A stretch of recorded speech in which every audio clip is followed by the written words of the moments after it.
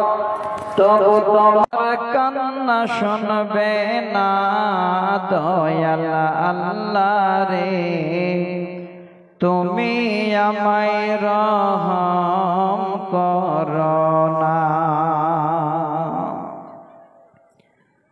লাশটাকে যখন গোসল দিবে তখন তাকে কতই লাগবে, বুক ফুটবে মুখ ফুটবে না দয়াল রে, তুমি আমায় রহম করো না। তুমি রহমান তুমি রহিম তুমি মেহেরবান দয়াল আল্লাহ রে, তুমি আমায় রহম করো না। জানাজার খাট যখন নিয়ে যাবে তখন সে কেঁদে বলবে, আমায় নিয়ে যাচ্ছ কোথায়, একটু আমায় বলো না দয়াল আল্লাহ রে, তুমি আমায় রহম করো না। লাশটাকে যখন কবরে শোয়াইবে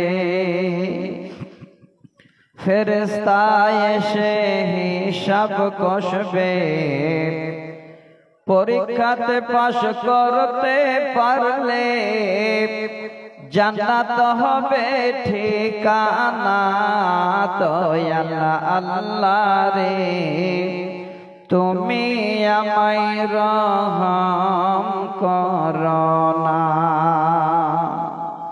তুমি রহমান তুমি রহিম তুমি মেহেরবান দয়াল আল্লাহ রে, তুমি আমায় রহম করো না। উপস্থিত সম্মানিত সভাপতি সাহেব, মঞ্চ পৃষ্ঠ ওলামায়ে কেরাম, সম্মুখে বসে থাকা বিভিন্ন প্রান্তর থেকে আসা আমার সকল হিতাকাঙ্ক্ষী বয়োজ্যেষ্ঠ বয়োকনিষ্ঠ শ্রোতা মণ্ডলী, পর্দার আড়ালে বসে থাকা পর্দা নাসিনা অবলা সরলা মা খালা বোন ও বোনান্নেরা, সর্বাগ্রে সে রব্বুল আলামিনের দরবারে শুকরিয়া জ্ঞাপন করি যে আল্লাহর আদেশে আজকে দিবাগত রাতে দীর্ঘ সময় ধরে আমাদের কোরআন এবং নবীর অমৃত বাণী শোনার সুযোগ আল্লাহ দিয়েছেন। এতক্ষণ পর্যন্ত আমাদের সকলকে সুস্থ রেখে এই পবিত্র জায়গায় বসে আমাদের কর্ণের সেই শ্রবণের ধারাকে আল্লাহ ধারালো করে দিয়ে কোরআন এবং সহিহ হাদিসের বাণী শোনার তৌফিক দিয়েছেন। সে আল্লাহর দরবারে আমরা সকলে মিলে একবার তিনার গুণকীর্তন করি, উচ্চ সুরে সকলে পড়ি আলহামদুলিল্লাহ। দরুদ ও সালাম অবতীর্ণ হোক নবী কুলের শিরোমণি মা আমিনার দুলাল আব্দুল্লাহর লখতে জিগার জনাবে মুহাম্মদ রাসূলুল্লাহ সাল্লাল্লাহু আলাইহি ওয়াসাল্লামের উপর শতকোটি শান্তি ধারা বর্ষিত হোক। আল্লাহুম্মা আমিন। আল্লাহুম্মা সাল্লি আলাইহি আল্লাহুম্মা বারিক আলাইহি। ব্রাদার ইন ইসলাম, আমরা অত্র এলাকার মানুষ এই রকমের একটা মাদ্রাসাকে কেন্দ্র করে একদিন ব্যাপী একটা আমরা জালসার আয়োজন করি। খুব ভালো করে কথাগুলো একটু শুনবেন। একটা দিন মাত্র সময় আমরা কোরআন এবং হাদিস শোনার জন্য ব্যয় করি। অনেক ভাই বন্ধু আমার এখানে আমরা এসেছি যারা কোরআনের দাওয়াত পেয়ে মাদ্রাসার দাওয়াত পেয়ে এখানে এসেছেন, কিন্তু তারা এত বড় ধোঁকাবাজি করেছেন কোরআনের সঙ্গে, এই মাদ্রাসার সঙ্গে। এখনো দেখেন এই রকমের জায়গায় না এসে রাস্তায় রাস্তায় দোকানে দোকানে টহল দিচ্ছে, অথচ দাওয়াত করা হয়েছে জালসার জন্য। সব জায়গায় আমাদের একটা এত বড় খারাপি বর্তমানে শুরু হয়েছে, জালসা নামে বর্তমানে মেলা। অন্যান্য ভাইরা যেমন মেলা করেন, উৎসব করেন, আমরা তেমন এখানে বাজারে উৎসব করার জন্য এসেছি। আমার পূর্বে আমার ভাই জোহায়ের সাহেব কি সুন্দর আপনাদের সামনে মরণ থেকে শুরু করে কবর পর্যন্ত আলোচনা করলেন। একবার ভেবেছেন যে এত মূল্যবান আলোচনা আমরা না শুনে কেন ঘুরে বেড়াচ্ছি? তো ভাই আমার, আমি আপনাদের কাছে মূল্যবান সময়টা নষ্ট করব না। আমি জানি চারিদিক থেকে আপনারা ছুটে এসেছেন যে আজকে আপনাদের প্রধান বক্তা আমার দোস্ত মনিরউদ্দিন সাহেব আসছেন, তার জন্য এসেছেন। এখন আমার কথা আপনারা কতটুকু শুনবেন আল্লাহ ভালো জানেন। তবে একটা কথা আমি মাঝে আপনাদের বলছি, যতক্ষণ আমি আপনাদের সামনে কথা বলবো ইনশাআল্লাহ আল্লাহর কোরআন এবং সহিহ সুন্নাহর উপরে কোরআনের আয়াতের দলিল, হাদিসের দলিল ইবারত সহকারে আমি চেষ্টা করব আপনাদের সামনে আলোচনা করার, যেন আমাদের মধ্যে এই আলোচনার একটা আসর পড়ে, আমরা যেন চিন্তা ভাবনা করি যে শিক্ষা প্রতিষ্ঠান আজকে আমাদের কত সুন্দর জায়গাকে আল্লাহ দেখিয়েছেন এবং এই শিক্ষার মাধ্যম দিয়ে কতগুলো নোংরামি আমাদের দূর হয়ে গেছে। তো ভাইজান, আমি যে বিষয়, যে মাজমুনের উপরে আলোচনা করব, তার জন্য আল্লাহর কোরআন থেকে সর্বপ্রথমে সূরা তাকবীর নামে একটি সূরা, ৮ এবং ৯ নাম্বার ছোট দুটো আয়াত আমি আপনাদের সামনে পড়লাম। দ্বিতীয় আয়াত পড়লাম সূরা আল বাকারা আয়াত নাম্বার 222। তৃতীয় নম্বর আয়াত সূরা আল বাকারা 274। সহিহ বুখারীর একটি মাত্র হাদিস আমি এক লাইনের ছোট করে উদ্ধৃতি করেছি। হাদিসের রাবী হযরতে মুগীরা রাদিয়াল্লাহু তাআলা আনহু, হাদিস নাম্বার 2915। আমার ভাই, আমার শ্রোতা মণ্ডলী, যতক্ষণ ধরে আলোচনা হবে, যতক্ষণ ধরে আপনারা আলোচনা শুনবেন, ইনশাআল্লাহ প্রত্যেকটা কথার মধ্যে আল্লাহর কোরআন এবং নবীর হাদিসের দলিল থাকবে। আপনারা দলিল সহকারে আজকে আলোচনা শুনতে পাবেন ইনশাআল্লাহ। আল্লাহ তুমি আমাকে বলার, শ্রোতাদের শ্রবণের পরে উভয়কে আল্লাহ তুমি আমল করার তৌফিক দিও। সকলে মিলে একবার পড়ি আল্লাহুম্মা আমিন। ভাই একটু জোরে পড়া যাবে না? আল্লাহুম্মা আমিন। আলহামদুলিল্লাহ। এবার আমি আপনাদের কাছে বক্তব্যের প্রারম্ভে, আমার বক্তব্যের আগে একটা খুব মূল্যবান তথ্য তুলে দিচ্ছি। যদিও কোনোদিন শুনেছেন, আজকে শুনবেন আরো ভালো লাগবে। যদি না শুনে থাকেন তো শুনবেন, তো নতুন মনে হবে। আল্লাহ পাক আমাদের এই মানুষের জন্য সর্বমোট আমাদের 5টি স্থান আল্লাহ পাক রব্বুল আলামিন নির্ধারিত করেছেন। 5টি জায়গা আমাদের জন্য আল্লাহ বানিয়েছেন। সেটা হলো আমাদের ঘর, সেটা আমাদের বাড়ি। কোন জায়গায় কিছু হয়তো বেশি সময় থেকেছি, কোন জায়গায় কম সময় থেকেছি, কোন জায়গায় আরো বেশি সময় থাকবো, কোন জায়গায় চিরজীবন থাকবো। এই রকমের 5টি জায়গা আল্লাহ আমাদের নির্ধারিত করেছে। যারা শিক্ষিত মানুষ এখানে আছে, যেই বোনেরা আমার শিক্ষিতা এখানে আছেন, যারা কোরআন এবং বিজ্ঞানের সঙ্গে সম্পর্ক রাখেন, কোরআন এবং বিজ্ঞানের সঙ্গে টালি করেন। আমি আপনাদের বলবো এই তথ্যগুলো প্রত্যেকটাই বিজ্ঞান আল্লাহর কোরআন থেকে নিয়েছে। সেই কোরআন সূরা হজের ভিতরে শব্দগুলো আছে। আমি আপনাদের এই 5টি জায়গা খালি ছোট করে বলে দিই, ঠিক জায়গায় আমি আপনাদের নিয়ে আলোচনা করব ইনশাআল্লাহ। নাম্বার 1, আল্লাহ পাক সর্বপ্রথমে আমাদের মতো এই মানুষদের যে আল্লাহ প্রথম জায়গাটা বানিয়েছিলেন, যারা চলে গেছেন তাদের জন্য, আমরা আছি আমাদের জন্য, যিনারা আসবেন তাদের জন্য, প্রথম 1 নম্বরের যেটা আমাদের জায়গা, যেটা আমাদের বাসস্থান, যেটা আমাদের ঘর, সেটা হলো সকলের বাবার পিঠে। ভালো করে শুনবেন, 1 নম্বর জায়গাটা আমাদের ছিল বাবার পিঠে, নাম্বার 1। 2 নম্বর যেটা আমাদের জায়গা আল্লাহ নির্ধারিত করেছেন, সেটা হলো বাবার পিঠ থেকে ট্রান্সফার দিয়ে ছোট্ট একটা সুন্দর চামড়ার ভিতরে আমাদের প্রায় মোটামুটি 9 মাস, 9.5 মাস কিংবা 10 থেকে 11 মাস পর্যন্ত ওই জায়গাটাতে আল্লাহ পাক রব্বুল আলামিন আমাদের একটা থাকার বাসস্থান বানিয়েছেন। সেই জায়গাটার নাম হলো মা জননীর পেট।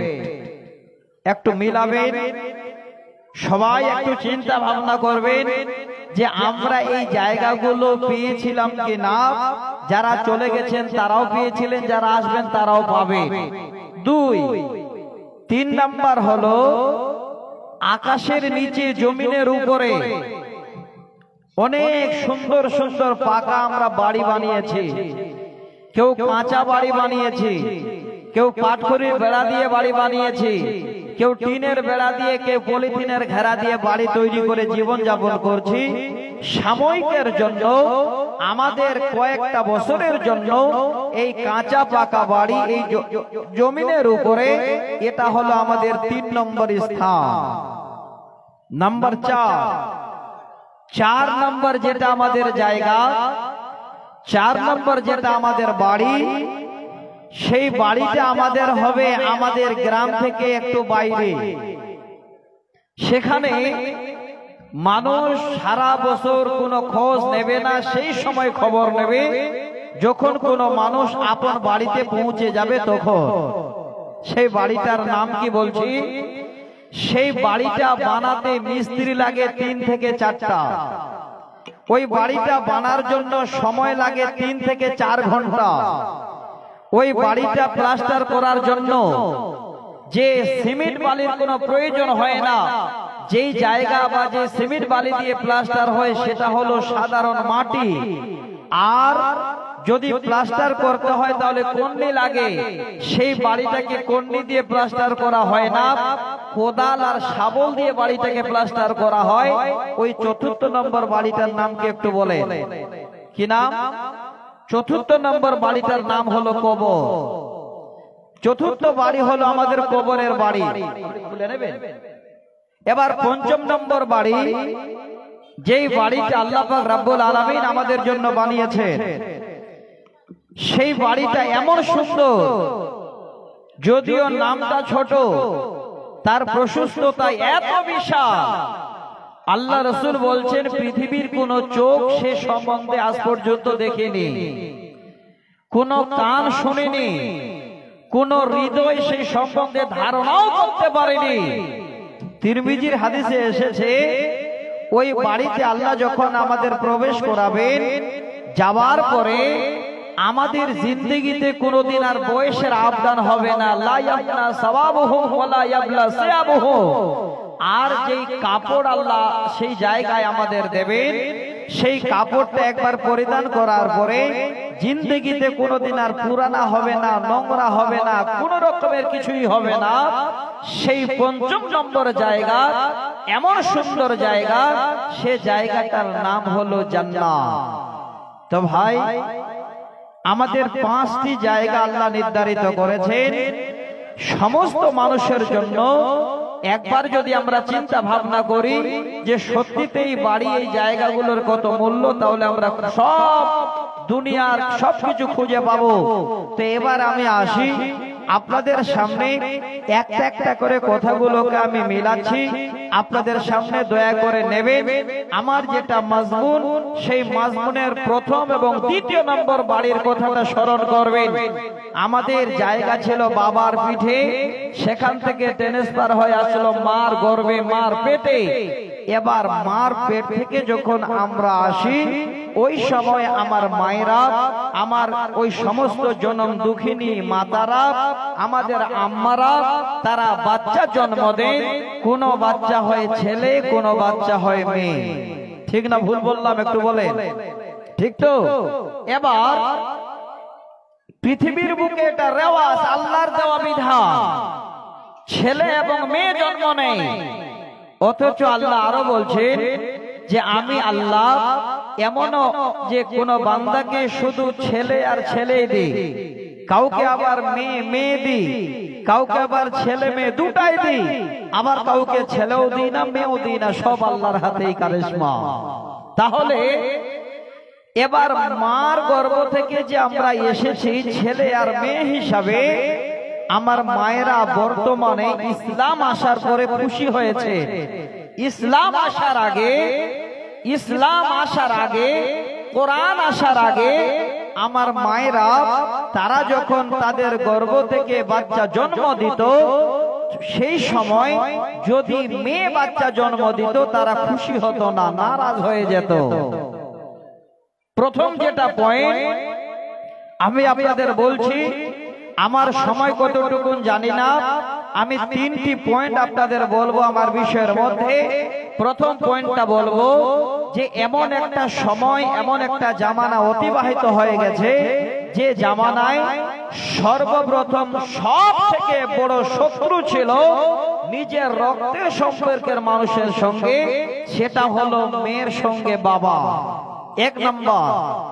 দ্বিতীয় নাম্বার হলো স্ত্রীর সঙ্গে স্বামী, দুই। তিন নাম্বার পয়েন্ট হলো এত বড় দুশ্মনী করার পরেও আল্লাহ পাক এবং আল্লাহ রসুল বলছে ওই সমস্ত আল্লাহর বান্দিরা তারা আল্লাহর জান্নাত যাবে, জান্নাত যাওয়ার জন্য তাদের সুন্দর রাস্তা খোলা থাকবে।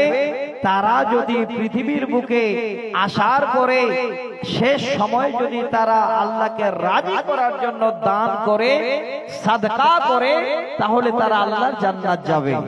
এই তিনটি পয়েন্ট আমি বলছি। নাম্বার ওয়ান, প্রথমে বাবার সঙ্গে মেয়ের দুশ্মনী। কোনদিন কোন বাবা কোন মেয়েকে বরদাস্ত করেনি। এবার তার দলিল আমি আপনাদের আগেই বলেছি, যেগুলো কথা বলবো প্রত্যেকটাই কোরআনের আয়াত এবং হাদিসের উদ্ধৃতি দিয়ে। এবার বাবার সঙ্গে যে মেয়ের শত্রুতা, মেয়ের সঙ্গে বাবা যে বড় দুশ্মনী করত, তার দলিল আল্লাহর কোরআন এখানে আছে। দেখবেন রমজান মাসে কোরআনটা পড়বেন, সূরা নাহাল নামে একটি সূরা আছে, আয়াত নাম্বার 58 এবং 59। এই আয়াত দুটোতে বাবার সঙ্গে মেয়ের শত্রুতার কথা আল্লাহ বলেছে। ভাষাটা কেমন? রব্বুল আলামিন বলেন, বিসমিল্লাহির রহমানির রহিম। ওয়া ইযা বুশিরা আহাদুহুম বিল উনসা যাল্লা ওয়াজহুহু মুসওয়াদ্দান ওয়া হুয়া কাযীম। আল্লাহ পাক বলেন, যখন কোন বাবার ঘরে মেয়ে সন্তান জন্ম নিত, উনসা শব্দের মানে হলো মেয়ে। যে মায়েরা আমার পর্দার আড়ালে বসে আছেন, আপনারা আয়াতটাকে ফলো করবেন।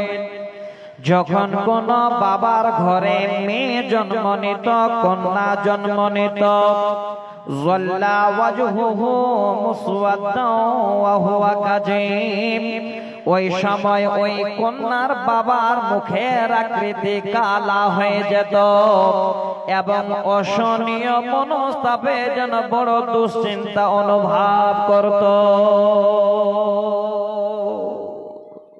আমার কথা নয়, আল্লাহর কোরআন। যদি বাবার ঘরে কন্যা সন্তান জন্ম নিত, তা অনুভব করত সেই যুগের ওই বর্বরতা কেমন ছিল, তাদের শিক্ষা ছিল না বলে তাদের সামাজিকতা কেমন ছিল। কারণটা হলো আমার ঘরে একটা মেয়ে জন্ম নিল, এখন সমাজের লোক আমাকে আর দাম দেবে না, সমাজের লোক আমাকে আর কোনো কাজে ডাকবে না, সমাজের লোক আমাকে ঘৃণার চোখে দেখবে। এই রকমের তাদের সামাজিকতা ছিল।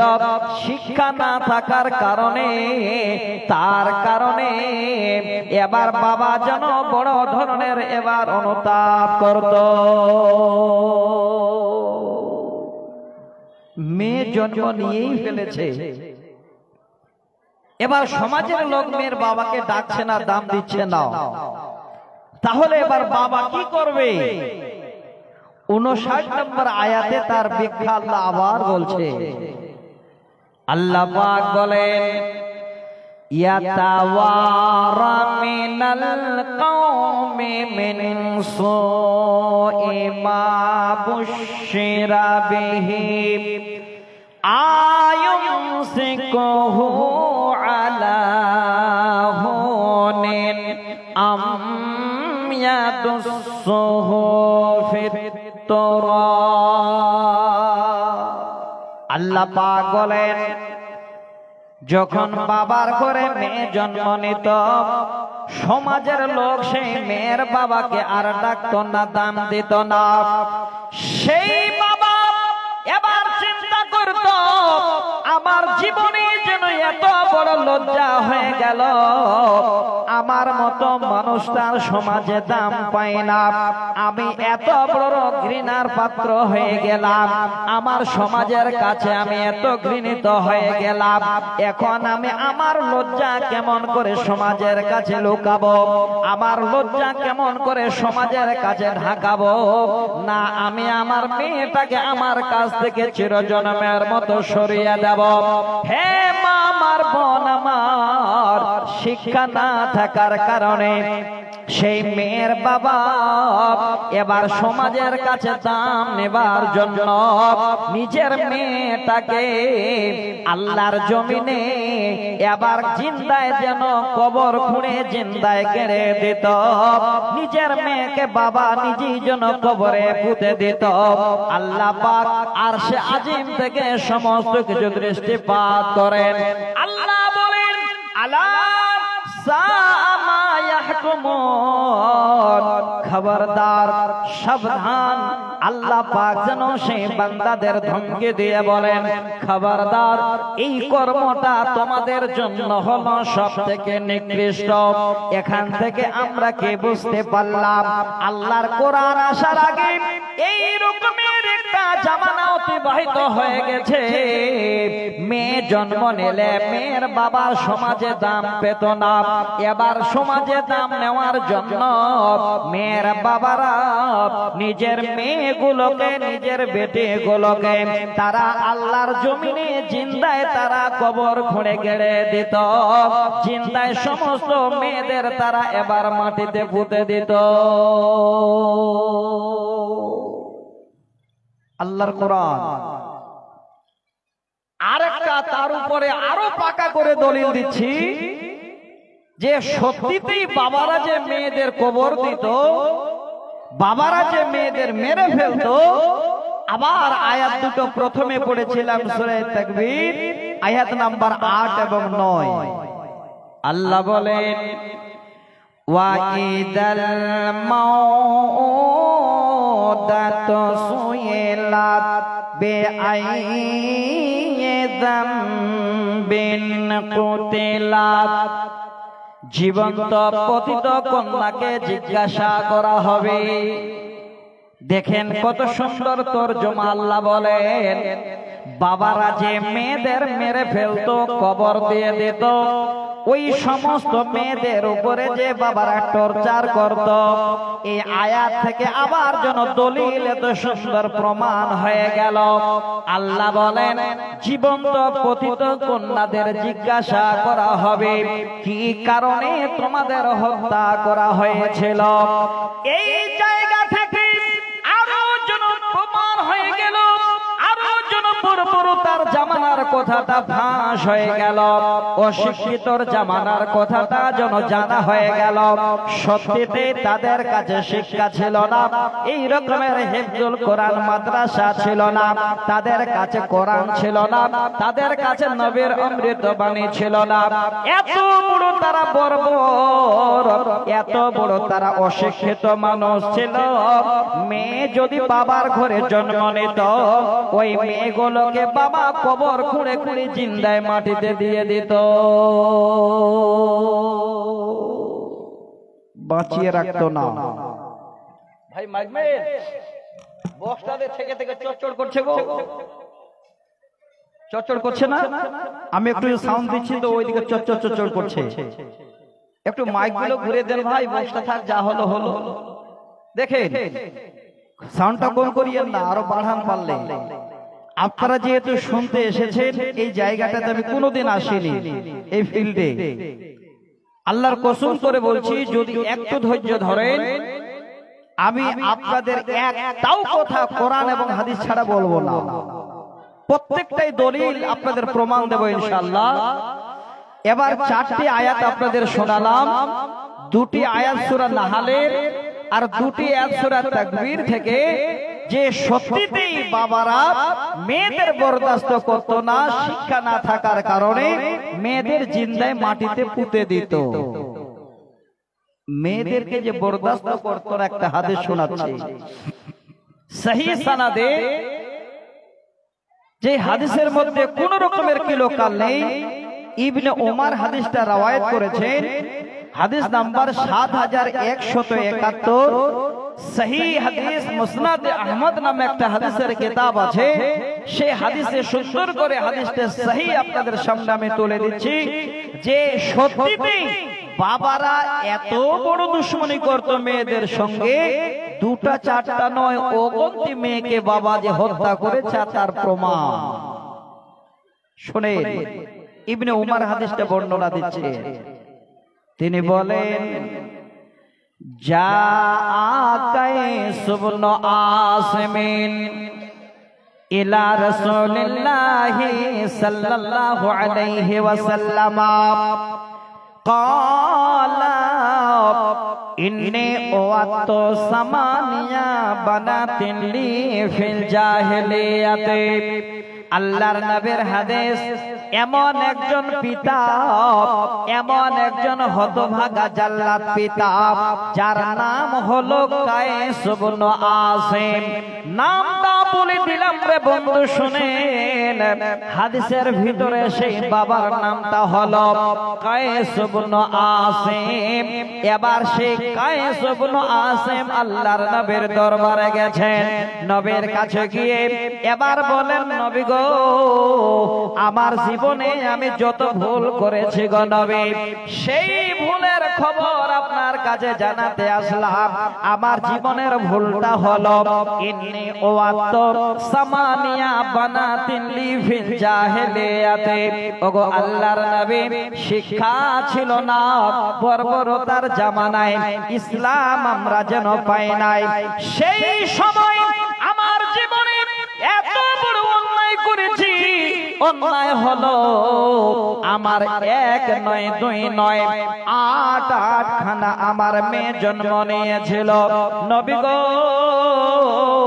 ওই 8টা মেয়ের আমি পিতা কায়েস ইবনে আসিম, আমার একটা মেয়েকেও আমি জিন্দা রাখিনি।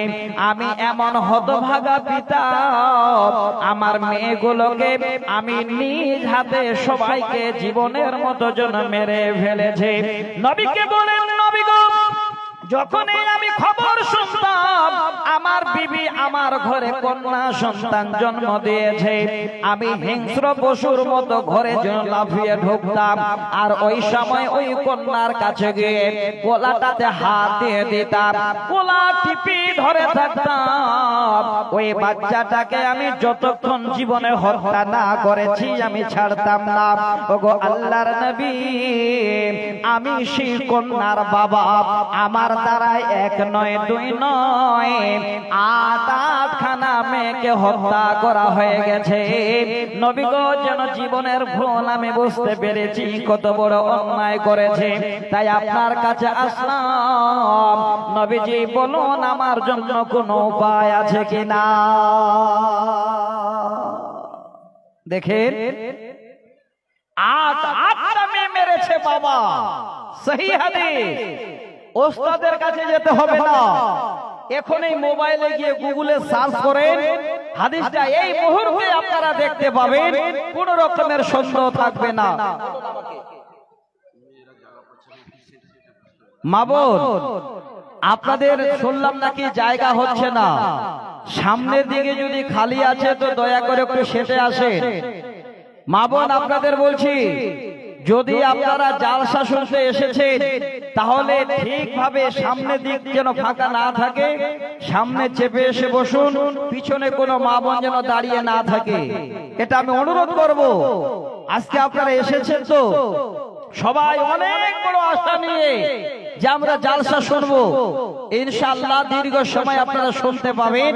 তবে আমি আপনাদের অনুরোধ করছি, মাঝে সময়টা খুবই দাম, খুবই মূল্য, এই সময়টাকে আপনারা বরবাদ করবেন না, নষ্ট করবেন না, একটু শুনবেন, আশা করি ভালো লাগবে। এবার কমিটির লোক যারা আছেন, বয়স্ক মানুষ গিয়ে বুঝিয়ে বুঝিয়ে আমার মায়েদের জন্য জায়গা করুন, যদি জায়গা না হয় সাইডে যদি খোলার ব্যবস্থা থেকে খুলে বেড়া দিন, আর বয়স্ক বাবাজিদের চারিদিকে চেয়ার দিয়ে বসিয়ে দিন, অন্য কোন পুরুষ মানুষ যেন ওখানে না যায়। জায়গা না হলে তো তাই করতে হবে। আপনাদের জায়গাটা আলহামদুলিল্লাহ ঠিক আছে, আপনারা যেভাবে বসে আছেন একটু বসে থাকেন, আর শ্রোতার দরকার নেই, এইটুকু থাকলেই যথেষ্ট। এবার আমি আলোচনা কি করছিলাম, এক নয় দুই নয় আটটা মেয়েকে মেরে আল্লাহ রাসূলের কাছে গেছে। যখন এই কথাটা বললাম, নবীর চেহারা যেন লাল টকটকে হয়ে গেল। আল্লাহর নবী বলেন, হে হতভাগা পিতা, তোমার দ্বারাই এত বড় অন্যায় হয়েছে। ফাতিক কুল্লা ওয়াহিদাতিন মিনহা রাকাবা, আমার কাছে আর দাঁড়িয়ে থেকো না, তুমি তোমার বাড়িতে রিটার্ন যাও, যাও তুমি ফিরে যাও তোমার বাড়ি গিয়ে এই মুহূর্তে তুমি বাড়ি পৌঁছে তোমার মেয়েগুলোর নামে আল্লাহর রাস্তায় একটা গোলাম আজাদ করো। এটাই হলো তোমার পানিশমেন্ট, এটাই হলো তোমার জরিমানা। যাও যাও তুমি গিয়ে একটা আল্লাহর রাস্তায় গোলাম আজাদ করো।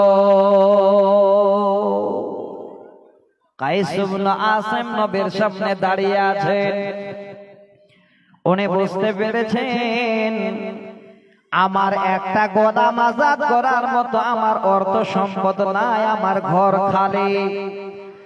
আল্লাহর নবীকে বলেন, নবী গো, ক্বালা সাহিবু ইবলিস, ওগো নবী, গোলাম আজাদ করার মতো আমার ঘরে কিছুই নাই, তবে আমি কয়েকটা উটের মালিক, আমার ঘরে কয়েকটা উট আছে, তাছাড়া আর কিছুই নাই। নবী বলেন, ফাহাদি ইনশিতা কুল্লা ওয়াহিদাতিন মিনহা বুদনাতান, যাও তাড়াতাড়ি করে তোমার ঘরে চলে যাও। ঘরে যাবার পরে তুমি তোমার মেয়ের নামে একটা একটা করে উট কুরবানি করো। এই হাদিসটাও প্রমাণ করলো, যখন হেফজুল কোরআন মাদ্রাসা সেই জামানায় ছিল না, আল্লাহর কোরআন ছিল না, নবীর হাদিস ছিল না, এত বড় তারা পড়বো, এত বড় তারা যারা অশিক্ষিত মানুষ ছিল সব থেকে দুশমনি করত তারা নিজের মেয়েদের সঙ্গে। মেয়ে যদি জন্ম নিত সেই মেয়েকে কোনোদিন কোনো বাবার বাঁচিয়ে রাখতো না। বাবা জাল্লাদ হয়ে মেয়ের গলা টিপে টিপে মেয়েদের হত্যা করে দিত। একটা হাদিস শোনালাম, আর একটা হাদিস শোনাচ্ছে এখান থেকে আর ছোট্ট একটা প্রমাণ। তবে হাদিসটা বলার আগে আপনাদের সাময়িক একটা কথা বলছি। আপনাদের দেশে এই কথাটার চাল আছে কিনা একটু কথা বলবেন। চার দোকানে অনেক সময় আড্ডাবাজি হয়, অনেক সময় সাধারণ মানুষ বড় মাওলানা তৈরি হয়ে যায়। কেমন করে? হয়তো কোনো আলেম ওলামা একটা ভালো কথা বললেন, কিংবা গ্রামের একজন 5 ওয়াক্ত নামাজি মুসাল্লি মানুষ ভালো কথা বললেন, চট করে তখন চার দোকানে ভাষণ দেয়।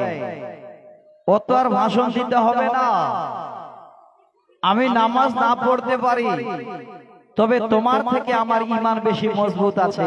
ভাই বলে না, বলে না? নামাজ না পড়তে পারি, ঈমানটা আমার তোমার থেকে অনেক বেশি ভালো আছে। নাউজুবিল্লাহ।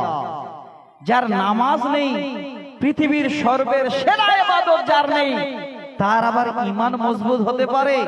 জেনে রাখেন সেই ঈমান মজবুত নয়, সেই ঈমানটা ভিতরে যেন হাড়া পোকাতে খেয়ে নিয়েছে, সব থেকে নোংরা হয়ে আছে। কেন বলছি? এই রকমের ঈমানের কোনো কাজে দেবে না। হাদিসটা মিলান, আমি শোনাচ্ছি আপনাদের সহিহ সনদে। হাদিস নাম্বার 15866। হাদিসের রাবি হযরতে সালমা ইবনে ইয়াজুদ আল-জুফি রাদিয়াল্লাহু তাআলা আনহু। হাদিসটা সহিহ সনদে ইবনে মাজাহ এবং মুসনাদ আহমদে হাদিসটা আছে। সহিহ সনদ, যার মধ্যে কোনো রকমের কিলোকাল নেই। আমি হাদিসটা থেকে দুটো জিনিস আপনাদের প্রমাণ করাচ্ছি। নাম্বার 1, রাবি বলেন, ইন তালাকতু আনা ওয়া আখি ইলা রাসূলিল্লাহ সাল্লাল্লাহু আলাইহি ওয়াসাল্লাম ক্বালা কুল্লা ইয়া রাসূলাল্লাহ ইন্না উম্মানা মুলাইকাতা কানাত তাসিলুর রহিমা ওয়া তাকরিজাইফা তাফআলু হালাকাত ফিল জাহিলিয়াতি ক্বালা যালিকা নাফিউহা শাইআ। এবার হাদিসের তরজমা। রাবিআত সালমা ইবনে ইয়াজুদ আল-জুফি বলেন, আমি আর আমার ভাই আমরা দুইজন মিলে আল্লাহর নবীর দরবারে গেলাম। নবীর কাছে গিয়ে বলেন, ওগো আল্লাহর নবী, আপনার কাছে এসেছি জীবনে বড় একটা সংবাদ নেবার জন্য।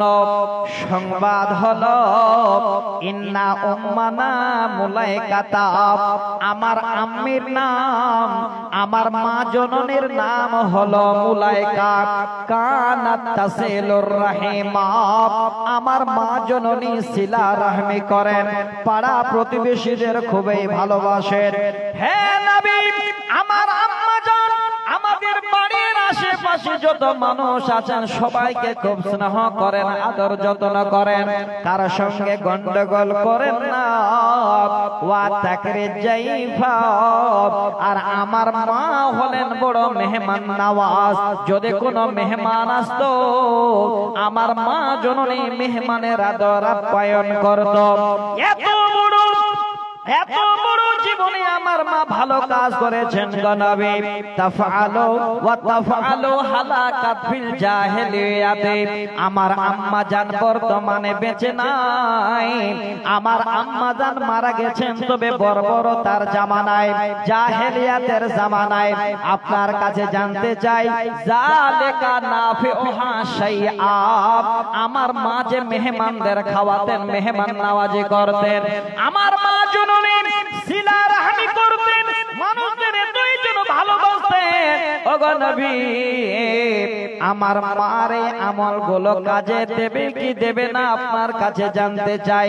নবীজি বলেন লা নাফিউহা শাইআ, তোমার মার একটাও কোনো ভালো আমল কাজে দেবে না।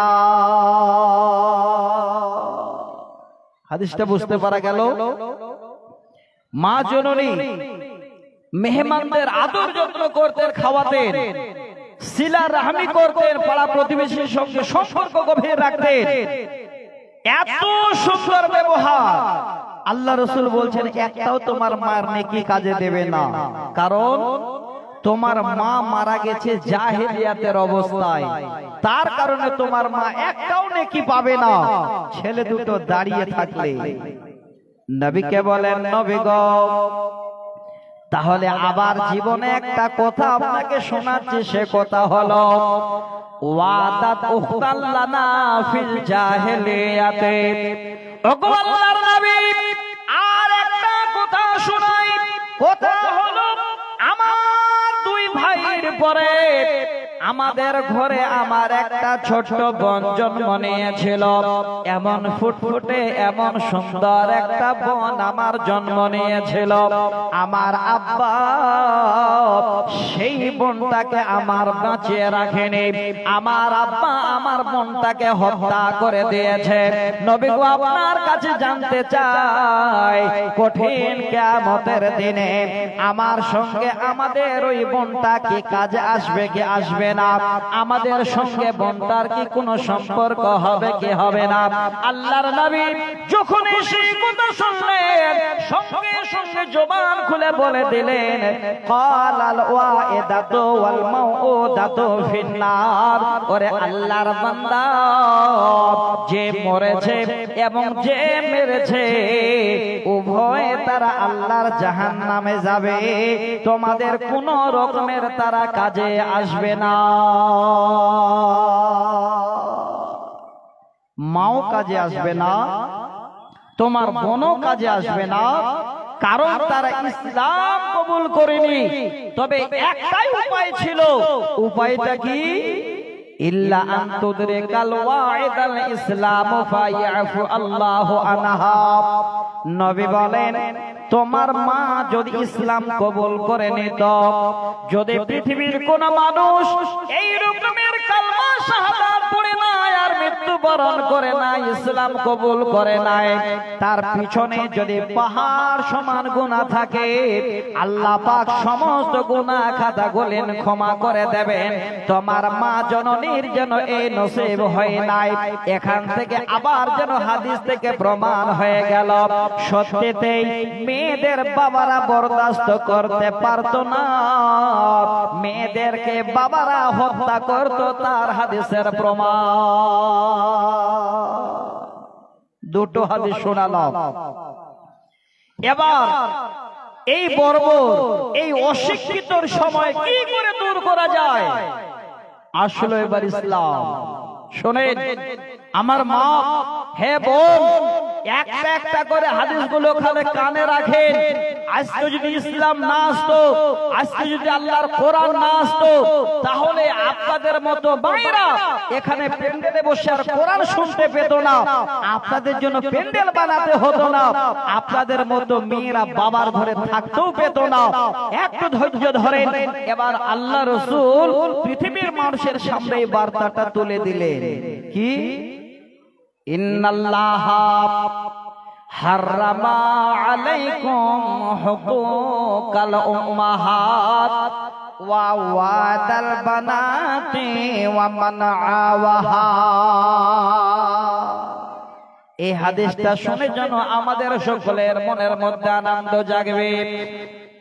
আল্লাহর নবী বলেন ইন্নাল্লাহ, নিশ্চয় আল্লাহ, হারামা আমাদের জন্য হারাম করে দিয়েছেন, হারাম করে দিয়েছেন, আলাইকুম আমাদের জন্য, হুকুকাল উম্মাহাত মা বাবাদের অবাধ্যচরণ করা।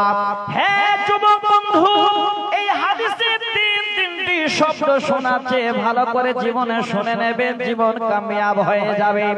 এক নাম্বার হলো আল্লাহর নবী বলেন, হে পৃথিবীর আমার উম্মত, তোমাদের জন্য হারাম করে দেওয়া হলো তোমার জন্মদাতা মা এবং বাবার অবাধ্যচরণ করা। অনেক অনেক মা আমার আছেন, বাবা আমার আছেন, যারা দেখবেন ছেলেদের হাতে অনেক অপমানিত হয়। অনেক ছেলে অনেক বাবার উপরে যেন ঢিড়কি মেরে কথা বলে, অনেক মাকে যেন ছেলেরা অন্যায় করে গালি দেয়, অনেক মাকে ছেলেরা ঘর থেকে বের করে দিতে চায়। অনেক ছেলেরা আছেন যারা নিজের মাকে এবার ভালোবাসা না দিয়ে নিজের শাশুড়িকে ভালোবাসা দেয়। হে আমার ভাইজান, হাদিসটা শুনে রাখেন, ইসলাম এমন একটা শিক্ষা দিলেন, ইন্নাল্লাহা হারামা আলাইকুম হুকুকাল উম্মাহাত। আল্লাহর নবী বলেন, তোমাদের জন্য তোমাদের মা বাবার অবাধ্যচরণ করা যেন হারাম। তোমার মা বাবার কথাকে তোমরা অমান্য করতে পারো না। আজকে অনেক ছেলে অনেক একবার যদি ভাবে যে আমার মা বাবা ছোট থেকে আমাকে কি করে লালন পালন করে বড় করলো, আমার সুখে দুঃখে মা বাবা কেমন করেছিল, আল্লাহর কসম করে বলছি, একটু চিন্তা করলে দেখবেন জীবনে এই সুন্দর জীবনটা আমাদের খুশিতে কাটাতে পারবো। এমনিতে কবিতা আবৃত্তি শোনেন না, যে মা আমায় ছোট থেকে, ভাই মাইক আওয়াজ দেন, মায়ার জালে বন্দে রেখে করেছে পালন।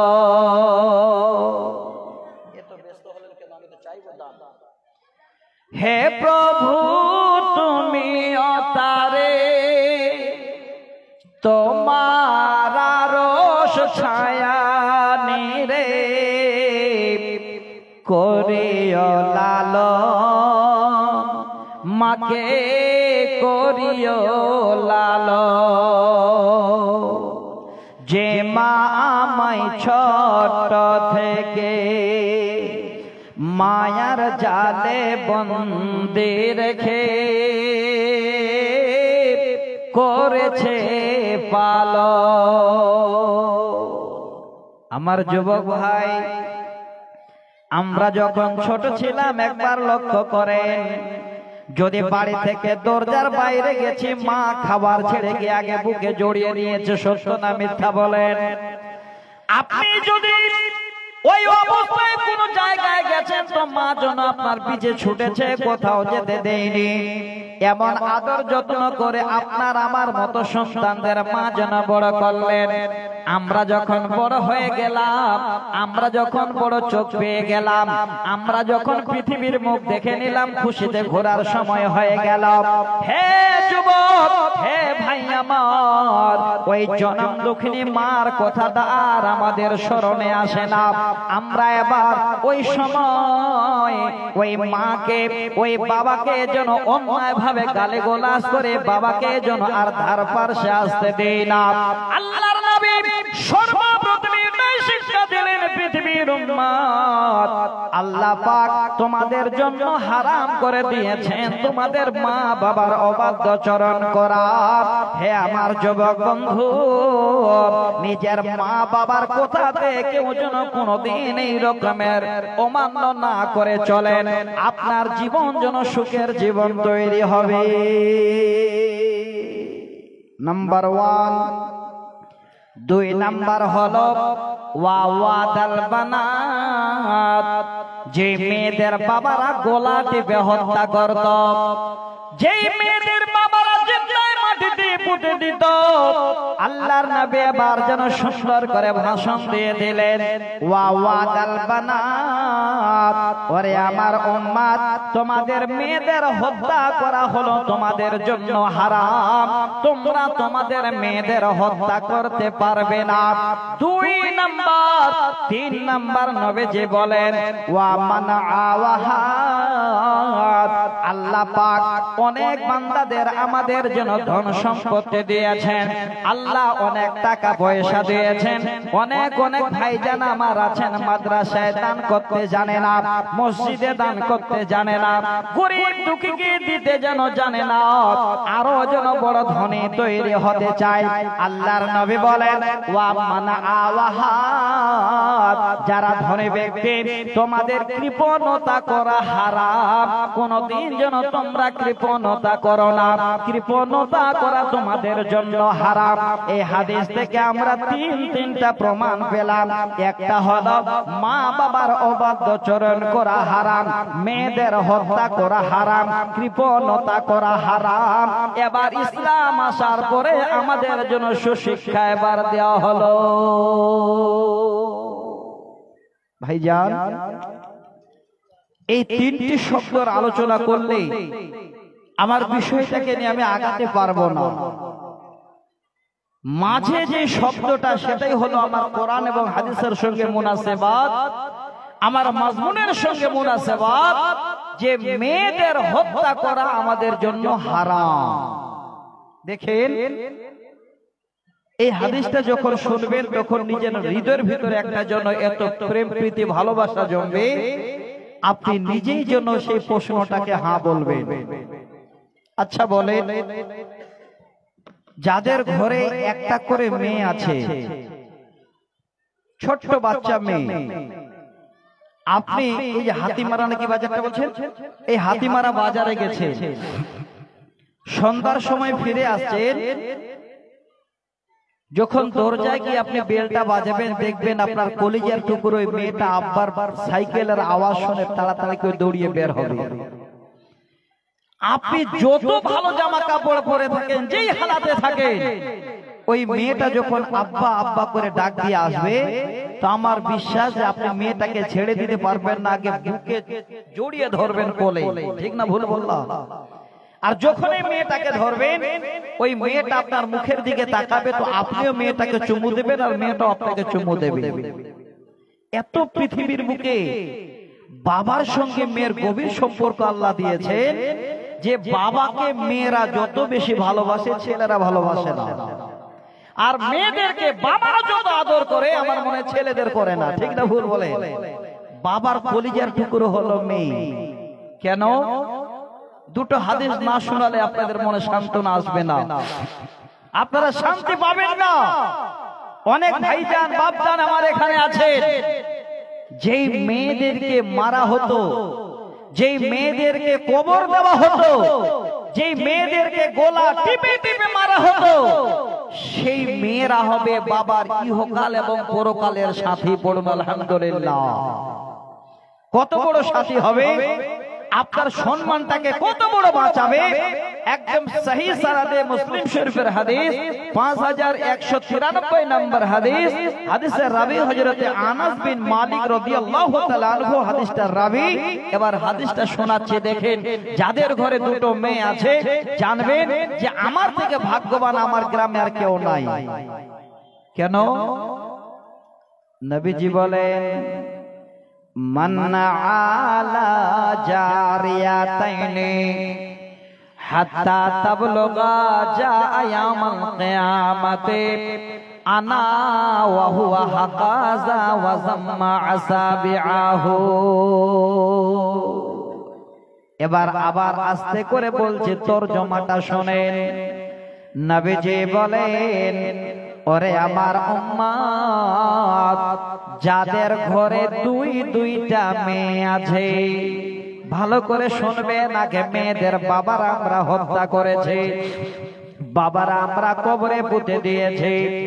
এবার নবীজি বলেন, হে সমস্ত পিতারা, যাদের ঘরে তোমাদের দুইটা মেয়ে আছে, শুনে রাখো, কঠিন কিয়ামতের দিনে মানুষ ত্রাহি ত্রাহি করবে, কেউ কারো পরিচয় দেবে না, কেউ কারো পার্শ্বে দাঁড়াবে সুযোগ হবে না। কিন্তু ওই দুই কন্যার পিতার ভাগ্য কত ভালো। নবীজি বলেন, হে পৃথিবীর দুই কন্যার পিতা, আমি আর ওই দুই কন্যার পিতা কিয়ামতের দিনে এই রকমের পাশাপাশিতে উঠব। শুনেন ভালো করে, নবীজি বলেন, যেই ঘরে যেই বাবা মেয়ে আছে, ওই দুই মেয়ের বাবা আর আমি নবী কিয়ামতের দিনে এই রকমের পাশাপাশিতে উঠব। আল্লাহর নবী এই আঙ্গুল দুটি ইশারা করে দেখালেন, এই আঙ্গুল দুটি যেমন পাশাপাশিতে আছে, কিয়ামতের দিনে কেউ কারো পাশে দাঁড়ার সুযোগ পাবে না, কিন্তু আমার পাশে ওই দুই কন্যার বাবা যেন এই রকমের কাছে দাঁড়াবে। দেখেন কত বড় সম্মান আল্লাহ রাসূল এবার দিলেন। অথচ এই বাবারা, এই পিতারা এই রকমের সুন্দর সুন্দর মেয়েদের যারা আব্বা বলে কোলে আসতো, চুম্বন দিত, ওই মেয়েগুলোকে আমাদের মতো পিতারাই হত্যা করেছিল। আল্লাহর নবী বলেন ওই সমস্ত মেয়েদের তোমাদের হত্যা করা হারাম। এবার দেখেন সম্মান মেয়েদের জন্য কিয়ামতের দিনে নবীর পাশে দাঁড়ার সুযোগ। দ্বিতীয় নম্বর হলো, আর একটু ভালো করে শুনবেন, অনেক এরকমের গ্রামে পাওয়া যায়। আপনার একটা মেয়ে হলো, জীবনে যেন খুশির সীমা নাই, আপনার ঘরে একটা আল্লাহ সন্তান দিয়েছেন মেয়ে, আবার একটা পরিবার বাড়ছে, আবার আশা করছেন আমার বিবি এবার আমাকে ছেলে দেবে, ছেলে না হয়ে দ্বিতীয়বারে আবার মেয়ে জন্ম নিল। দুইটা মেয়ে যখন হলো, ওই মেয়ের বাবার সাময়িক একটা মনটা খারাপ হয়ে যায়, হায় রে আল্লাহ যদি ছেলে হতো তাহলে একটা ছেলে একটা মেয়ে হয়ে যেত। আল্লাহ বলেন বান্দারে তোমার ইচ্ছা চলবে না, চলবে আমার ইচ্ছা। কি হলো এবার? 3 নম্বরে আর একটা সন্তান আসছে, বাবা মায়ের বড় আশা এবার হয়তো একটা ছেলে হবে। আল্লাহ বলে বান্দা আমি তোমাকে ছেলে না দিয়ে আবার মেয়ে দিয়ে পরীক্ষা নিচ্ছি, দেখ আমার পরীক্ষায় তুই পাস করতে পারিস কি পারিস না। হ্যাঁ বন্ধু, পরপর তিনটা মেয়ে যেন আপনার ঘরে এসে গেল, আপনার মনটা খারাপ। আমি বলছি ওই 3 কন্যার পিতা, ওই 3 কন্যার বাবা যারা আছেন, একটুকু মন খারাপ করবেন না। আপনার মনের ভিতরে কিঞ্চিত পরিমাণ কোন যেন কালি রকমের লাগাবেন না। আপনার থেকে ভাগ্যবান কিয়ামতের দিনে আর কেউ হতে পারবে না। হাদিসটা শোনাচ্ছি, আপনি কত বড় ভাগ্যবান।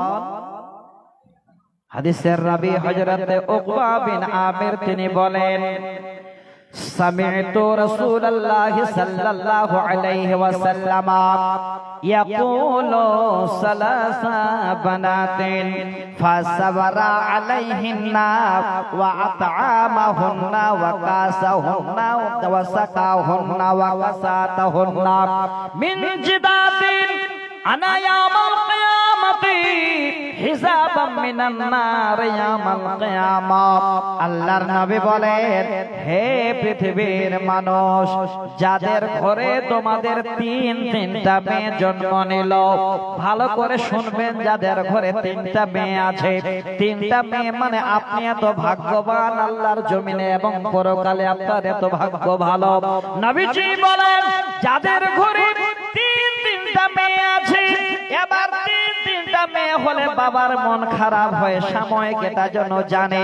নবীজি বলেন, হে 3 কন্যার পিতা তুই মন খারাপ করিস না, ফাসাবারা আলাইহিন্না, তুই ধৈর্য ধরে নে, সবর করে নে, তোর 3টা মেয়ে মানে তোর ভাগ্য ভালো, কথাটা শুনে নে। ওয়া আত'আমাহুন্না, এবার 3 কন্যার পিতা রাজমিস্ত্রির জোগাড়ে দিতে যায়, সারাদিন কাজ করে এবার খাবার নিয়ে এসে মেয়েদের খাবার জোগায়। ওয়া কাসাহুন্না, ওই মেয়েদের পানি পান করায়। ওয়া কাসাতাহুন্না, এবার সেই মেয়েদের জামা কাপড় পরায়। শোনেন রে বন্ধু, অনেক মেয়ে আমার আছেন, আমার বোনেরা আছেন, বাবার ঘরে অর্থ নাই কিন্তু বাবা কষ্ট করে। বাবা এবার দেখছে অমুকের মেয়ে যেন 2000 টাকা দামের জামা পরে এসেছে, আমার মেয়েটাকে আমি 2000 টাকা দামের জামা দিতে পারি না। হে 3 কন্যার পিতা, আপনাকে 2000 টাকার জামা দিতে হবে না, 200 টাকার জামা 3টা কিনে নিয়ে আসেন। ওই মেয়েগুলোকে একটু আপনি পরান। আল্লাহ রাসূল বলেন ওই মেয়েগুলোকে কম দামের জামা পরিয়ে এবার বড় করলো। নবীজি বলছেন মিন জিদাতিহি হিসাবাম মিনান নার ইয়াউমাল কিয়ামাহ। হে তিন কন্যার পিতা, তুই যে কষ্ট করলি, তোর ঘরে তিনটি মেয়ে পাওয়ার পরে একটু ধৈর্য ধরে তুই সময় কাটালি।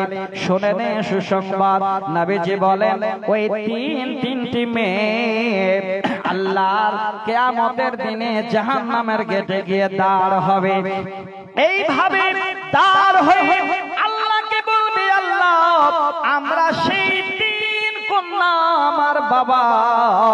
আমার বাবা কত না কষ্ট করেছিল, আমাদের খাবার জুগিয়েছিল, আমাদের কম দামের জামা কাপড় পরিয়েছিল।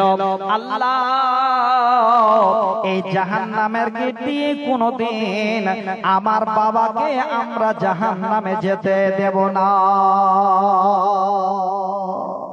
কত ভাগ্য! অথচ মেয়েদের আমরা হত্যা করতাম, মেয়েদের আমরা মেরে ফেলতাম। সেই মেয়েরা বাবাকে জাহান্নাম থেকে বাঁচাবে।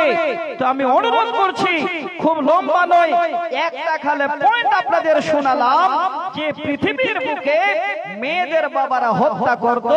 ইসলাম আসার পরে মেয়েদের হত্যা করা হারাম।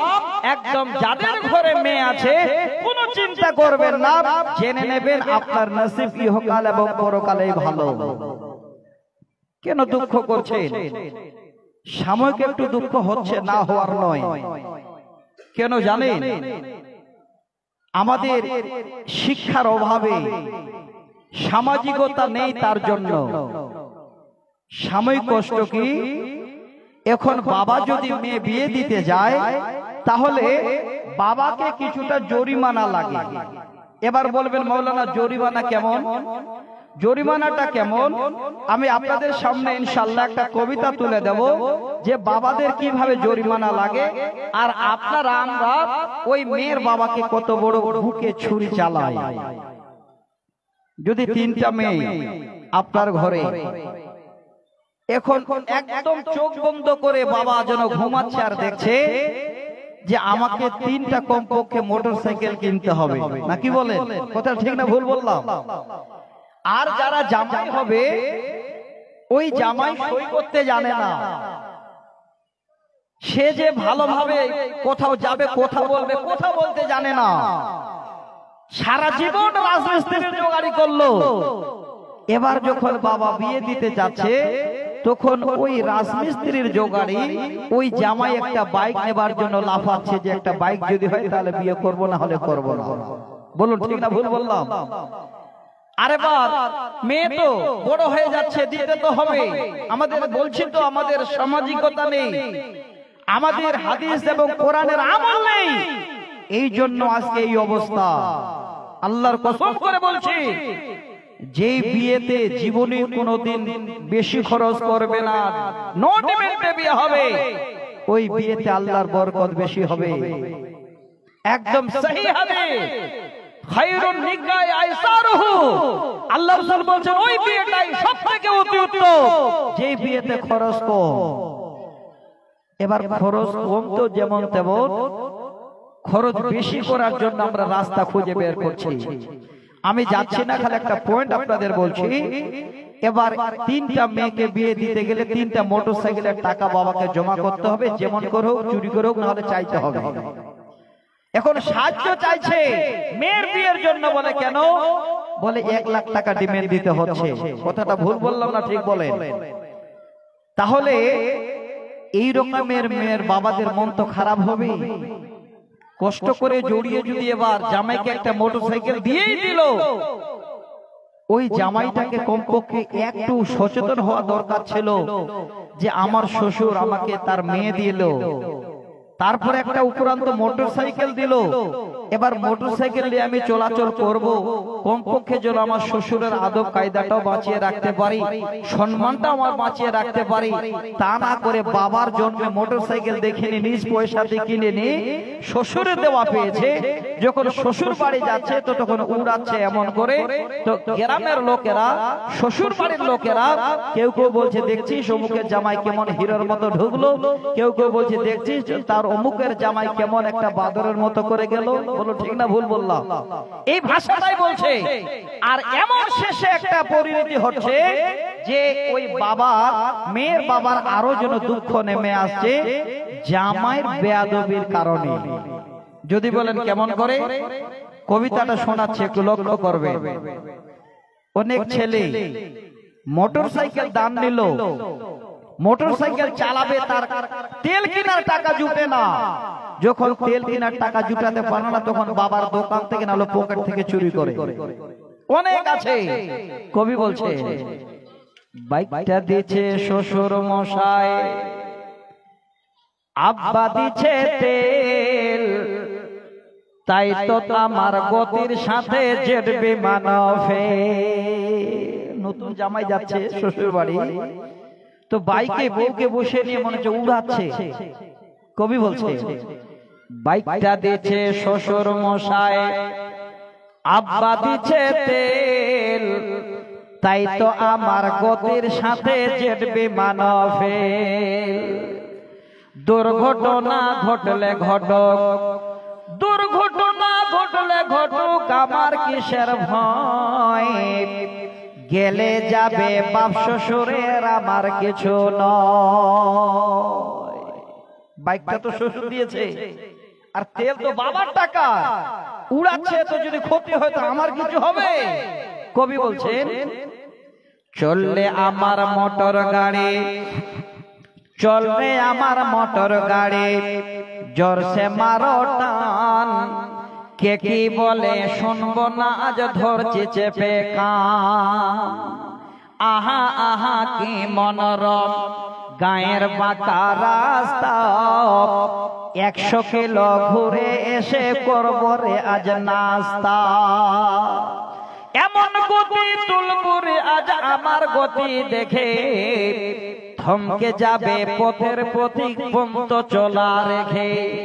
বর্তমান এমন বেয়াদব জামাই আছে, আপনাদের যদি কলিজায় আঘাত লাগে বন্ধু, আমার করার কিছুই নাই।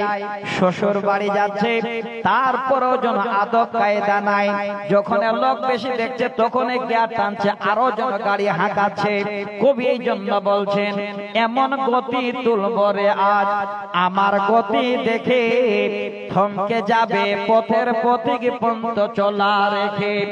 গতির চোটে কাঁপছে মানুষ, উড়ছে পথের ধুলো, লাফিয়ে উঠছে পথের ধারের বান্দা ছাগল গুলো। গতি আরো বাড়িয়ে দিলাম, গতি আরো বাড়িয়ে দিলাম, পথটা পেয়ে সরু, হঠাৎ দেখে সামনে আমার বিশাল বড় গরু। ধাক্কা লেগে হুন্ডা আমার, ধাক্কা লেগে হুন্ডা আমার পড়লো গিয়ে খাদে। আমার তখন হুঁশ ছিল না, ফিরছে দুদিন বাদে। কত বড় গামার জামাই, কত বড় হিরো জামাই, এবার মানুষকে দেখা দিকে বাইক চালাতে গিয়ে এমন করে গরুর সঙ্গে অ্যাক্সিডেন্ট করে এবার খালে পড়েছে। 2 দিন ধরে আর হুঁশ ফিরে না। কবি যেন বলেন, 2 দিন বাদে জ্ঞান ফিরলে, 2 দিন বাদে জ্ঞান ফিরলে, চেয়ে দেখি ভাই আমার যে 2 পা ছিল তার একটা সাথে না। এমন অ্যাক্সিডেন্ট করেছে, একটা পা যেন খেতে লেগেছে, পা একটা শেষ হয়ে গেছে। তাই যেন কবি বলেন, 2 দিন বাদে জ্ঞান ফিরলে, চেয়ে দেখে ভাই আমার যে 2 পা ছিল তার একটা সাথে নাই। সকল কিছু শোনার পরে, সকল কিছু শোনার পরে চমকে গেল গাপ, বাইকটা নাকি ঠিক হয়ে আছে, আমার গেছে পা। বাইকের কোনো ক্ষতি নাই, পা চলে গেছে। আমার সুখের বাইকে এখন অন্য মানুষ চড়ে, আমার শখের বাইকে এখন অন্য মানুষ চড়ে। পাহাড়িয়ে কান্দে আমি বন্দী হয়ে ঘরে, ঘরে বসে ভাবি যদি পাটা পেতাম ফিরে, তিড়িং পিড়িং ছেড়ে আমি বাইক চালাতাম ধীরে। আর কাজ হবে, একটা পাশে কবিতায় জন বলেন, ঘরে বসে ভাবি যদি পাটা পেতাম ফিরে, টিড়িং বিড়িং ছেড়ে আমি বাইক চালাতাম ধীরে। মনে বলি মন যদি তুই বুঝতি দুদিন আগে, তবে কি তোর পা হারিয়ে পঙ্গু হওয়া লাগে। ভাইরা আবার কেন বলছি, অনেক বাবার মন খারাপ হয় এই জন্য, আর অনেক জামাই জন এই রকমের জায়গায় বাইক না হলে বিয়ে করে না।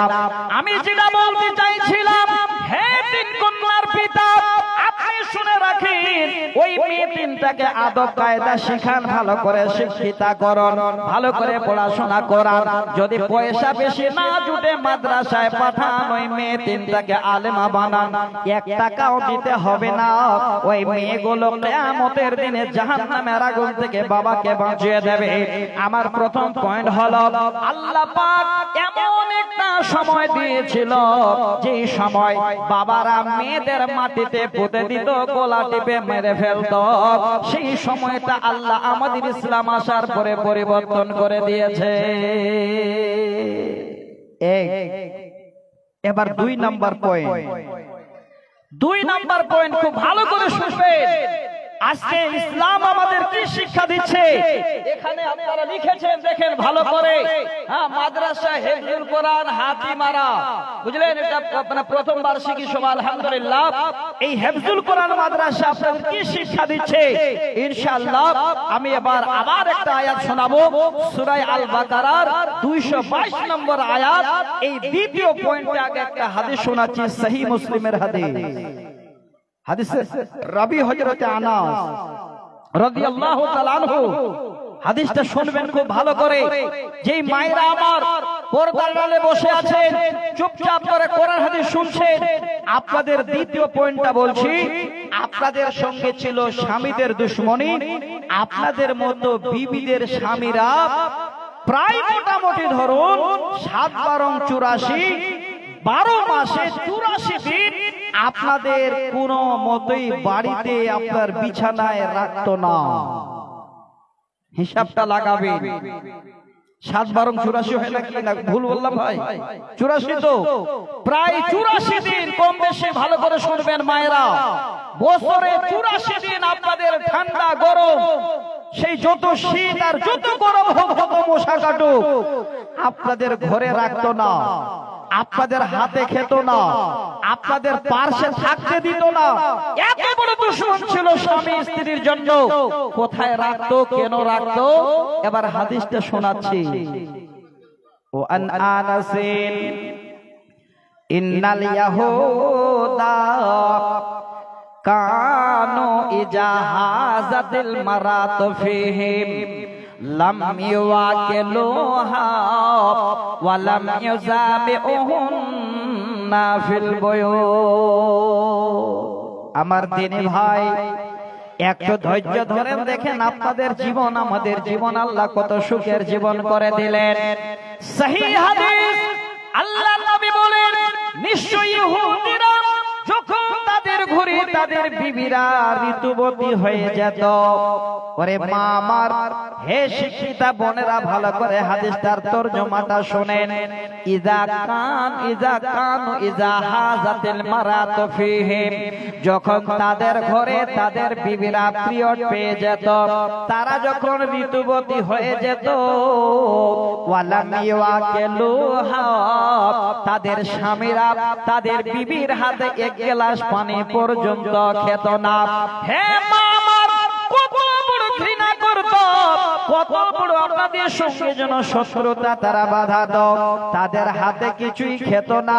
ওয়ালাম ইয়াজামিউহুন্না ফিল বুয়ুত, আর নিজের ঘরেও থাকতে দিত না।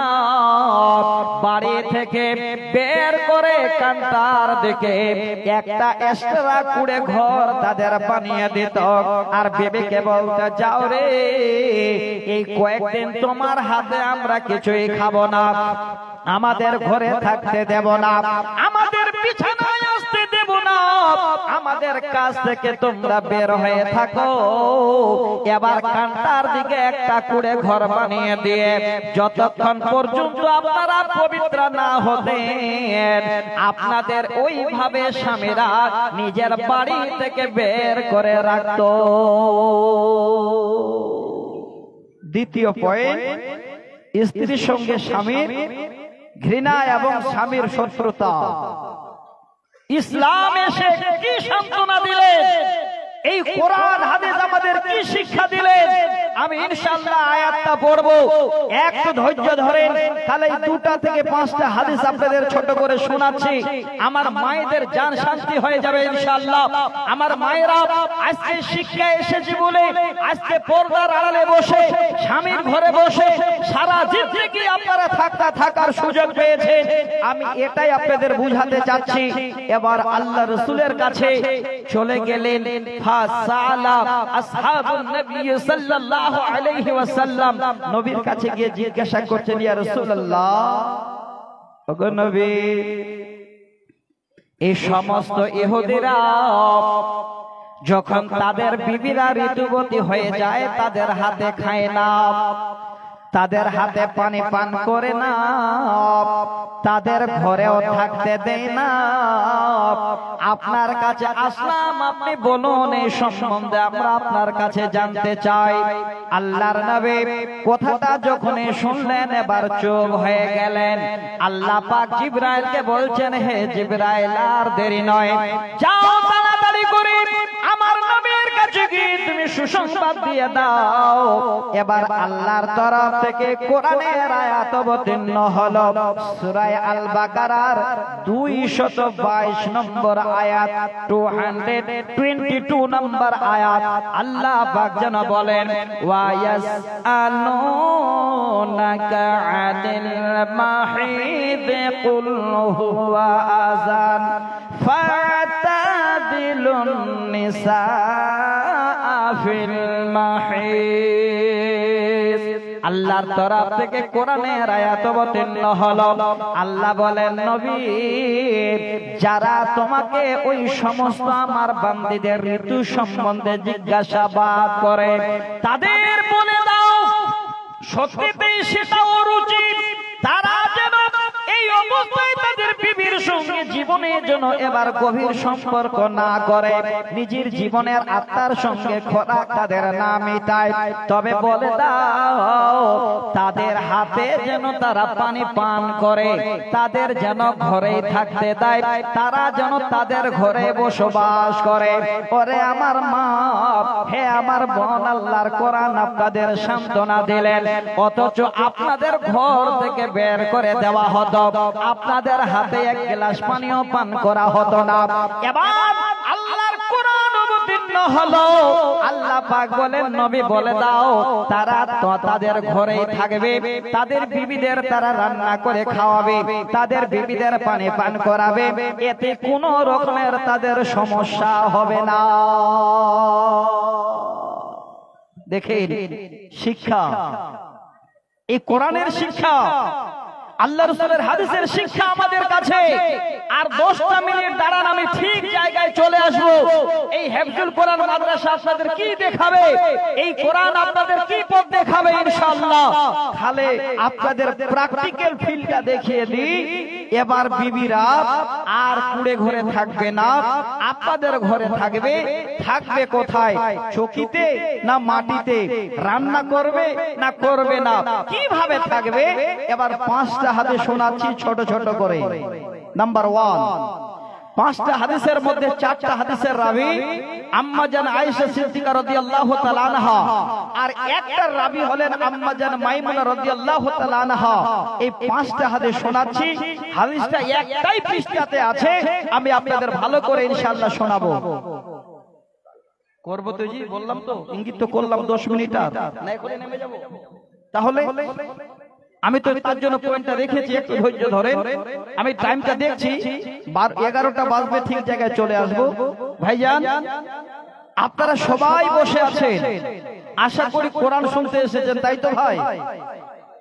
আমি যদি আপনাদের কাছে কোরআন আর হাদিস শোনাই তাতে কি আপনারা চলে যাবেন না থাকবেন? একটু বলেন তো দেখি। থাকবেন ইনশাআল্লাহ? আমি আগেই বলেছি আমি কিন্তু কবিতা গাইতে জানি না নয়। আমি যদি কবিতা শোনাই, গজল শোনাই, এখন 3 ঘন্টা শোনাতে পারবো, নন স্টপ চলবে, কোনো অসুবিধা হবে না। কিন্তু আজকে পরিবেশটা আমাকে এত মনোরম লেগেছে, এত ভালো লেগেছে, এই রকমের পরিবেশ আমার মনে হচ্ছে এই 2-3 মাস ধরে আমি পাইনি। সবাই বসে যে শুনছেন, আমার মায়েরাও যে মনোযোগ সহকারে শুনছেন, ইনশাআল্লাহ একটু ধৈর্য ধরেন, আমি আপনাদের ঠিক জায়গায় নিয়ে আসব।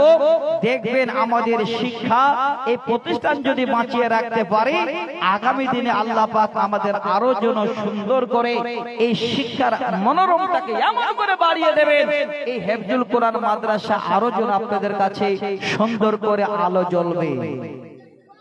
একটা কালে হাতে শোনাচ্ছি, একটা ভালো করে শুনুন। স্ত্রী এবার ঘরে থাকবে, কোথায় থাকবে, কিভাবে থাকবে, একটা হাতে শুনে আমি চলে আসছি। হাদিস নাম্বার 445, সহিহ বুখারীর হাদিস। আম্মা জান আয়েশা বলেন, ওয়ান আয়েশাতা হাদাসাতহা আন্নান নবী সাল্লাল্লাহু আলাইহি ওয়াসাল্লাম কানা ইয়াত্তাকিউ ফি হাজারি ওয়া আনা হাইজুন সুম্মা ইয়াকরাউল কুরআন। এই হাদিসটা যদি মায়েরা ঠিক করে বুঝতে পারেন, আমার ভাইজানেরা বুঝতে পারেন, আপনাদের কাছে দান চাইতে হবে না রে বন্ধু। ওরে মা, আপনাদের কাছে দান চাইতে হবে না, আপনারা পাগল পাগলি হয়ে যেন আল্লাহর নবীর মাদ্রাসায় দান করবেন। কারণটা হলো এই শিক্ষা শুধু মাদ্রাসায় দেওয়া হয়, এই শিক্ষা শুধু মাদ্রাসায় পাওয়া যায়। হাদিসটা নবীজি এবার যেন আপনাদের সামনে তুলে দিলেন। আম্মা জান আয়েশা বলেন, ওরে পৃথিবীর নারীরা দেখো রে, আমাদের স্বামীরা যখন আমরা ঋতুবতী হয়ে যেতাম, বাড়ি থেকে বের করে দিত, আমাদের হাতে কিছুই খেত না। অথচ আম্মা জান আয়েশা বলেন, হে পৃথিবীর নারীরা, আমি আয়েশা বলছি শোনো, আমার নবী ইয়াত্তাকিউ ফি হাজারি, আমার কোলে যেন মাথা দিয়ে দিতেন। হে মা, হে বোন আমার, আম্মা জান আয়েশা বলেন, নবীজি আমার কোলে শুয়ে যেতেন, আমার সেই উরুর উপরে মাথা দিতেন, আর আমার বুকের নিচে আল্লাহর নবীর মাথা থাকতো। ওয়া আনা হাইজুন, ওই সময় আমি যেন পিরিয়ড অবস্থায় থাকতাম, আমি ঋতু অবস্থায় থাকতাম। সুম্মা ইয়াকরাউল কুরআন, আর আল্লাহর নবী আমার কোলে মাথা দিয়ে গুনগুন গুনগুন করে কোরআন পড়তেন। আগের হাদিস থেকে কি শুনলাম? আপনাদের মতো মায়েরা ঋতুবতী হলে বাড়ি থেকে বের করে দিতেন, আপনাদের হাতে খেতেন না। কিন্তু ইসলাম আসার পরে কত সুসংবাদ। আম্মা জান আয়েশা বলেন, আমার কোলে নবীজি মাথা রেখে গুনগুন গুনগুন করে কোরআন পড়তেন, আর আমি আয়েশা সেই সময় ঋতু অবস্থায় থাকতাম। আমার মা, হে বোন, এই সম্মান আল্লাহ আপনাদের দিলেন। দ্বিতীয় নম্বর পয়েন্ট, খালি 5টা হাদিস শোনাবো, একটাই হাদিস শোনালাম। কে হাদিসটাকে ভালোবাসেন? আল্লাহ আজকে এত বড় সুবর্ণ সুযোগ, আমরা আমাদের স্ত্রীদেরকে এত কাছে পাচ্ছি, আমাদের স্ত্রীদের ঘরে রাখার সুযোগ পাচ্ছি এই শিক্ষার কারণে, এই কোরআন আর হাদিসের কারণে। যারা কোরআন এবং হাদিসকে ভালোবাসে, আমি 3 নম্বর পয়েন্ট বলবো, আজকে যদি শুনে একটু আপনারা টাইম দিতে পারেন, আল্লাহর জান্নাত যাওয়ার রাস্তাটা সহজ হয়ে যাবে উভয়ের জন্য। তো আমি প্রথমেই আপনাদের কাছে একটু ইঙ্গিত করছি, যারা খুশিতে আত্মহারা হয়ে এই দিন পেয়েছি, আল্লাহর নবীর উম্মত হওয়ার সুযোগ পেয়েছি, আজকে আমরা স্বামী স্ত্রী মিলে এক ঘরে থাকার সুযোগ পেয়েছি, ওই অবস্থায় যে অবস্থায় ইহুদিরা স্ত্রীদের রাখতো না, এই শিক্ষা প্রতিষ্ঠানটাকে বাঁচাবার জন্য আমি একটু আপনাদের কাছে আবেদন করব। হে দিনী ভাই, হে বন্ধু, হে বাপ আমার, আমি আপনাদের কাছে প্রাণ খুলে দোয়া দেব, আপনারা শুধু খালি শিক্ষা প্রতিষ্ঠানটাকে একটু লক্ষ্য করেন, একটু আপনারা হাত বাড়ান, দেরি করবেন না। যদি আপনারা হাত বাড়িয়ে দিতে পারেন, জেনে নেবেন আপনাকে কিয়ামতের দিনে এই শিক্ষা প্রতিষ্ঠান জান্নাত যাওয়ার রাস্তা দেখিয়ে দেবে। এই সাদকা আপনার ডান হাতে আল্লাহ আমার ব্যবস্থা করে দেবে। এই প্রতিষ্ঠানের সাদকা আপনার জন্য কিয়ামতের দিনে ছায়া করে দাঁড়াবে। আমি 274 নম্বর আয়াত সূরা বাকারার পড়েছি, ইনশাআল্লাহ তরজমাটা করব। আপনারা যে যেখানে আছেন, আমার হাতে বেশি নয়, একটা করে 1000 টাকা 10 জন খালে নিয়ে দাঁড়ান, যে মাওলানা আল্লাহ আজকে আমাদের সুশিক্ষার জন্য কোরআন দিয়েছেন, মাদ্রাসার ব্যবস্থা হয়েছে, এখানে কোরআন শিক্ষা হয়, তার জন্য একটা করে 1000 টাকা এই শিক্ষা প্রতিষ্ঠানের জন্য আজকে আমরা ব্যয় করলাম। এর বিনিময় কবর থেকে কিয়ামত পর্যন্ত পাবেন, কোনোদিন বন্ধ হবে না। কে আছেন আল্লাহর ওয়াস্তে একটা করে 1000 টাকা 10 জন? তাড়াতাড়ি করবেন, যেই প্রথমে হাত দেখাবেন সকলের মধ্যে আপনি হবেন ভাগ্যবান, সকলের মধ্যে আপনার ভাগ্য হবে সবথেকে ভালো, যে আপনি কিয়ামতের দিনে গর্ব করে বলতে পারবেন যে আল্লাহ সেদিন আমি প্রথম হাতটা দেখিয়েছিলাম। কে আছেন 1000 টাকা দেবেন? আমি বেশি চাইনি, একটু তাড়াতাড়ি করেন, দেরি যদি করেন সময়টা যাবে, 11:30 বাজবে, আমি আপনাদের কাছে বিদায় নেব, তার 10 মিনিট আগেও নিতে পারি, কারণ আমার দোস্ত মনিরুদ্দিন সাহেব যখন আসবেন তখন 1000 যদি কোরআন শোনা হয়, 1000 যদি হাদিস পড়া হয়, সহিহ বুখারী খুলে যদি পড়া হয়, আমরা একজনও তখন লক্ষ্য করব না যেটা বুখারীর হাদিস পড়া হচ্ছে। আপনারা তখন বেকুল হয়ে থাকবেন। তো আমি অনুরোধ করছি, আলহামদুলিল্লাহ, আসেন ভাই, আমার একজন ভাইজানকে আমি পেলাম 1000 টাকা 10 জনের মধ্যে প্রথম জন, কি নাম ভাই? ইজাবুল হক, আমার ভাইজান 1000 টাকা দিলেন। আচ্ছা, কে আছেন আপনারা? আলহামদুলিল্লাহ। আমার মায়েদের তরফ থেকে দেখেন একটা গলার চেন রূপার দিয়েছেন, আর একটা নাক থেকে নাক মাছি খুলে দিয়েছেন। আমি দোয়া করব আল্লাহর ওয়াস্তে, ঝাড়বাড়ি থেকে নওশেদ আলী স্ত্রীর নামে দিলেন 1000 টাকা। আচ্ছা, আলহামদুলিল্লাহ। আরেকজন ভাই আমার মা বাবা মারা গেছেন, তার জন্য উনি দিলেন 1000 টাকা। 3 জন হলো, আর 7 জন কোন আল্লাহর বান্দা আছেন ভাই? তাড়াতাড়ি করেন তো দেখি আল্লাহর ওয়াস্তে। আরেকজন কে আছে 4 নম্বরে একটা 1000 টাকা দেবেন? দেখেন আপনারা দেবেন।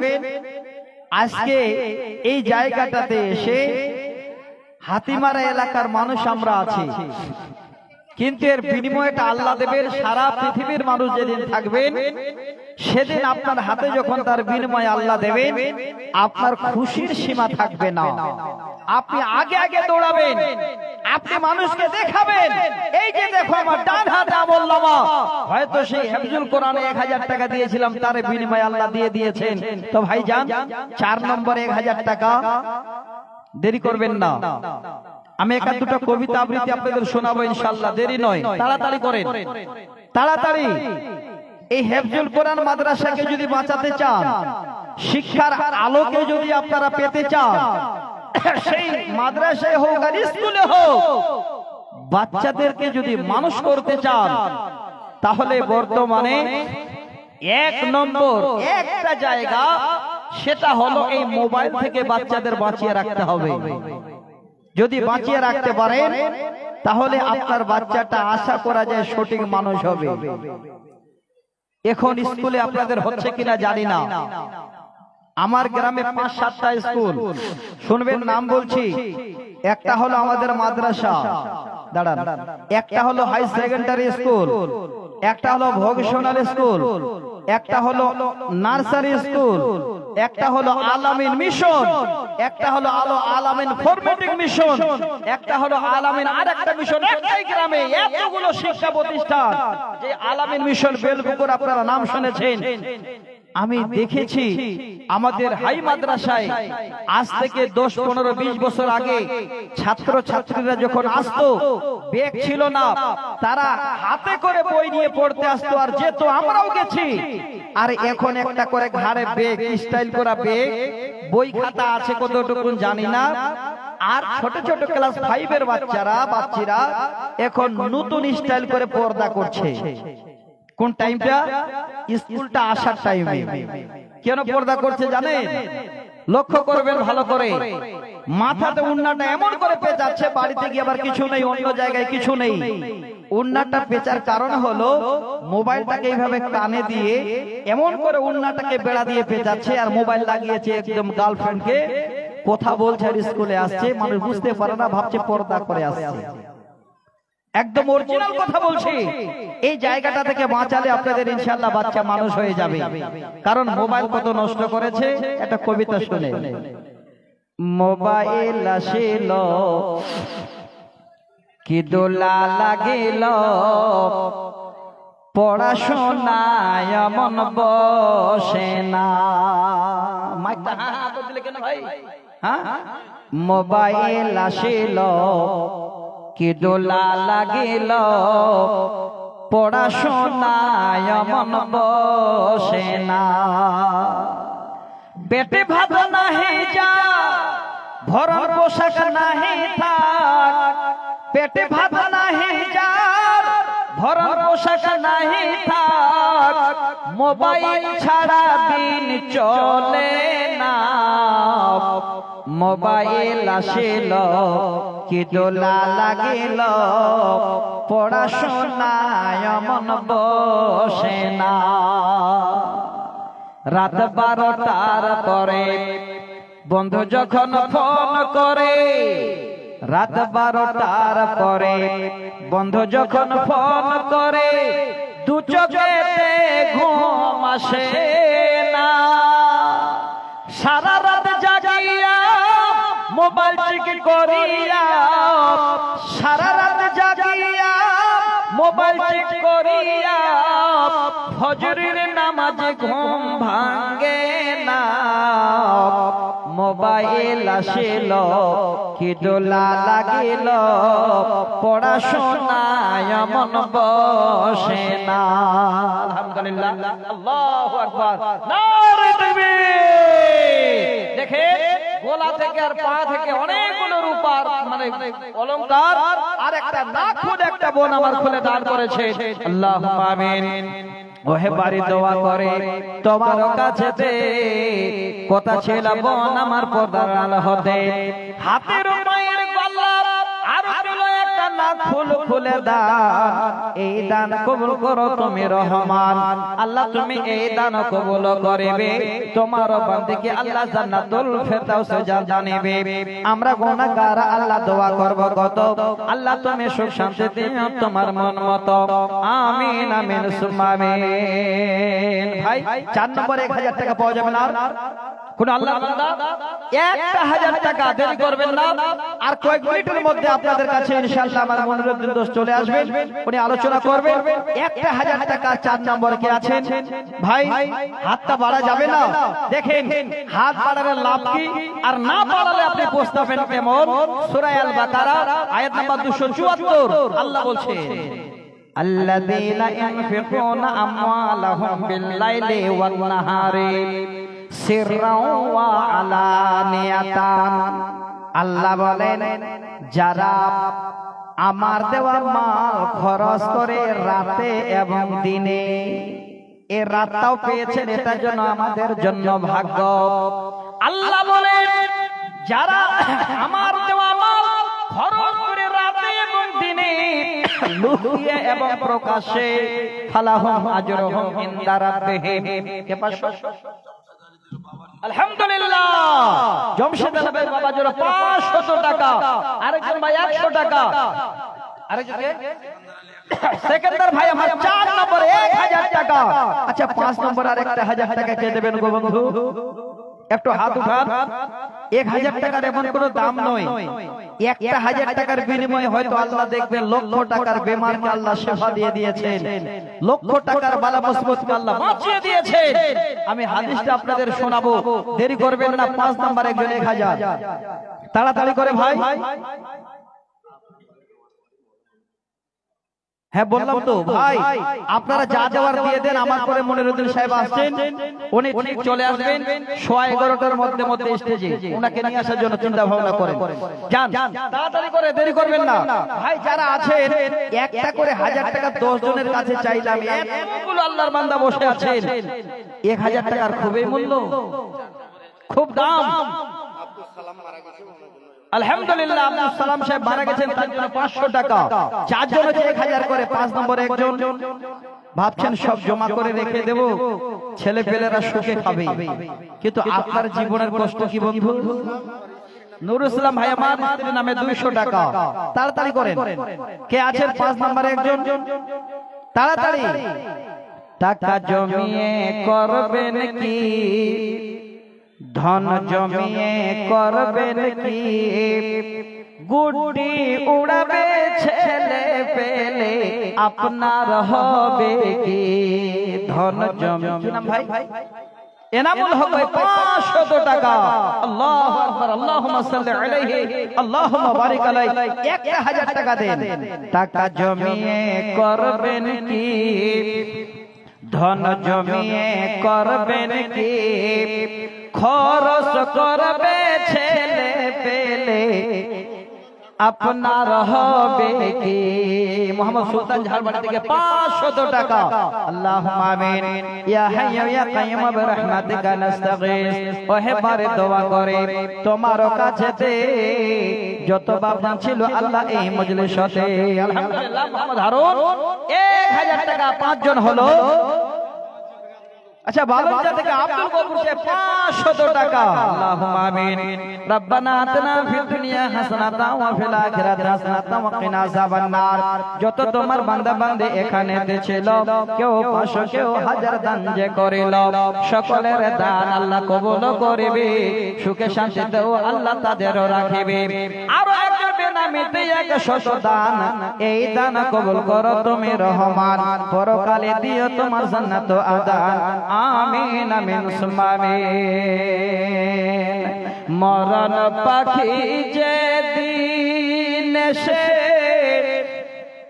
করবে ডাকা ডাকি, থেমে যাবে জীবন তোমার, বন্ধ হবে আখি। ওরে থেমে যাবে জীবন তোমার। আলম ভাই আমার 1000 টাকা। 6 জন হলো, 4 জন দিয়েন গো, আর 100 টাকা। বন্ধ হবে আঁখি, দুনিয়াতে আছো তুমি টাকা পয়সা দিয়ে, কবর পরে করবে দাফন সাদা কাফন দিয়ে। যাইবে তুমি খালি হাতে, যাইবে তুমি খালি হাতে, থাকবে পড়ে সবই, থেমে যাবে জীবন তোমার, বন্ধ হবে আঁখি। ওরে মন থেমে যাবে জীবন তোমার, বন্ধ হবে আঁখি। আপন ঝুড়ি করো ভারী, সময় যে আর নাই, মরণ পাখি দিলে রে ডাক, রবে না উপায়। খাঁচা ছেড়ে উড়ান দিবে, খাঁচা ছেড়ে উড়ান দিবে, কেমনে ধরে রাখি, থেমে যাবে জীবন তোমার, বন্ধ হবে আঁখি। ওরে মন থেমে যাবে জীবন তোমার, বন্ধ হবে আঁখি। ভাই একটা করে 1000 টাকা চারজন পাওয়া যাবে না বন্ধু? আচ্ছা, ঢাকুনিয়া মোবার হোসেন 100 টাকা আর এক কোরা সিমেন্ট দান করেছেন। ভাইজান এতক্ষণ ধরে আল্লাহর কোরআন শুনছেন, আর একটা আয়াত শোনাচ্ছি, সূরা দোহা আয়াত নাম্বার 10।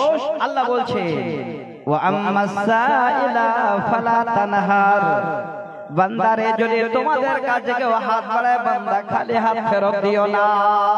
আচ্ছা ভাই, আজকে আপনাদের কাছে কোরআন শোনালাম, আল্লাহ বলছেন যদি হাত বাড়ায় তো খালি হাত ফেরত দিও না। তো ভাইজান আমি আপনাদের কাছে একটা চাদর দিচ্ছি, কেউ খালি হাত ফেরত দেবেন না। আগে 50 টাকা দিয়েছে, এখন 5 টাকা দেবেন, 10 টাকা দেবেন, যার যেমন জুটবে আল্লাহর ওয়াস্তে আপনারা দিয়ে দেবেন। আলহামদুলিল্লাহ, আরো 500 টাকা একটা ছেলে দিয়ে গেল। আল্লাহ তুমি দানকে কবুল করে একটা চাদর দেন তো। আচ্ছা, ঝাড়বাড়ি থেকে ইসাক সাহেব 500 টাকা একটা চাদর দেন তো ভাই, তাড়াতাড়ি করে, তাড়াতাড়ি, যে যেখানে আছেন দেরি করবেন না, তাড়াতাড়ি করেন। আলহামদুলিল্লাহ, আলহামদুলিল্লাহ। ছোট্ট একটা ছেলে 10 টাকা, চাদরটা কই ভাই? চাদরটা দেন ভাই, দুটো চাদর দিচ্ছি, যার যেমন জুটবে। এই যে দেখেন ধরেছে ভাইরা, চাদরটা এক সাইড দিয়ে ধরেন, সামনে থেকে শুরু করেন। আমি আপনাদের বলছি, যারা আল্লাহর কোরআন শুনতে এসেছেন, কোরআনের উপরে যাদের বিশ্বাস আছে, আপনাদের একটা আয়াত শোনালাম, আল্লাহ বলছে চাইলে কেউ হাত বাড়ালে খালি হাত ফেরত দিও না। তো আমি চেয়েছি বন্ধু হেফ কোরআন মাদ্রাসার জন্য যার যেমন জুটবে, যে দেখেন আপনারা দিতে শুরু করে দিয়েছেন। আলহামদুলিল্লাহ। দেন শেতাবুর রহমান 50 কিলো ভুট্টা দেন ঝাড়বাড়ি থেকে। ভাই চাদরটা ধরেন, এখানে ধরেন না, তাড়াতাড়ি করে ধরেন, দেরি করেন না গো বন্ধু, এখানে হাত দেন না গো, তাড়াতাড়ি করেন, দেরি করেন না। কে আছেন আল্লাহর ওয়াস্তে দেন। মরণ কথা স্মরণ পড়ে না রে মুমিন ভাই, মরণ কে তোর স্মরণ পড়ে না। তুমি যখন যাবে মরে, নিয়ে যাবে খাটে করে, সঙ্গে তোমার কিছুই দিবে না রে মুমিন ভাই, মরণকে তোর স্মরণ পড়ে না। টাকা পয়সা জমিদারি পড়ে রবে দালান বাড়ি, সঙ্গে তোমার কিছুই যাবে না রে মুমিন ভাই, মরণকে তোর স্মরণ পড়ে না। ভাই চাদরটা ঘুরছে, সবাই দেন। আলহামদুলিল্লাহ, যেভাবে দিচ্ছেন, এই যে দেখেন এমন করে চাদরটা ধরেন যে আপনারা দুটা চাদর একদিকে গেলেন কেন, এই মাঝখানে ঢুকেন একটু। ভাই দেখো তাড়াতাড়ি করে দেন, 5-7 মিনিটের মধ্যে মনিরুদ্দিন সাহেব আসবেন, ওনার কাছে ইনশাআল্লাহ আপনারা বক্তব্য শুনবেন। যে যেখানে আছেন ঘুরে গুছে গাছে বসুন, আপনারা কাছে কাছেতে বসুন, ইনশাআল্লাহ এবার উনি আলোচনা করবেন। ভাইজান চাদরটা গেছে, চাদর একটু করে হাত বাড়ান। আচ্ছা, একটা করে 1000 টাকা 2-3 জন আর পাওয়া যাবে না বন্ধু? তাড়াতাড়ি করেন না গো, কেউ দেওয়ার মতো নেই। কোন আল্লাহর বান্দা 1-2 জন? মনে বড়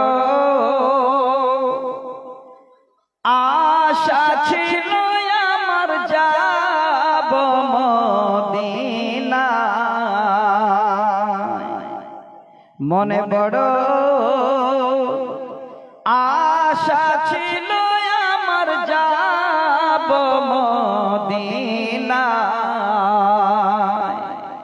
আমার আশায় আছে সম্বল নাই, করি কি পাই।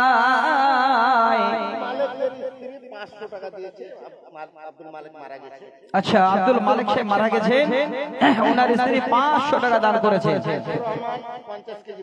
সাইদুর রহমান ঝাড়বেড়ি থেকে 50 কিলো ভুট্টা। আল্লাহুম্মা আমিন। ইয়া হাইয়্যু ইয়া কাইয়্যুম বিরহমাতিকা নাস্তাগীস।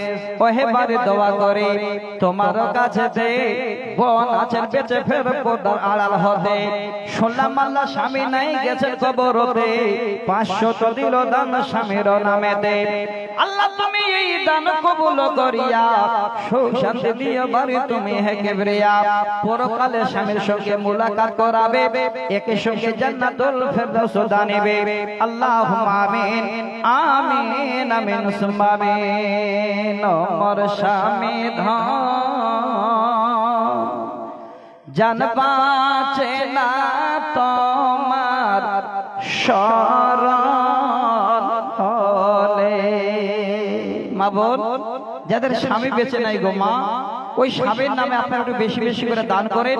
আল্লাহ যেন পরকালে স্বামীর সঙ্গে আপনার মোলাকাত করান, সে স্বামীর সঙ্গে হাতে হাত লাগিয়ে যেন আপনারা জান্নাত যেতে পারেন, যে জীবন সঙ্গী আপনার অন্ধকার কবরে শুয়ে আছেন। তাড়াতাড়ি করে দেন। ও মোর স্বামী ধন জান বাঁচে না তোমার শরণ হলে, আকাশতে নাই রে সূর্য,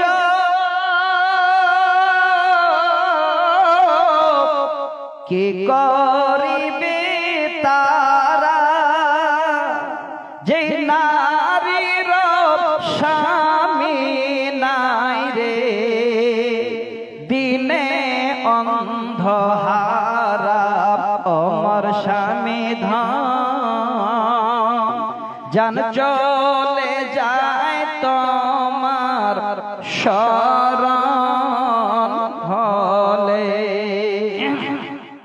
যে দেশেতে নদী নাই রে, কি করিবে কূপে, যে নারীর স্বামী নাই রে, কি হবে তার রূপে। ওমর স্বামী ধন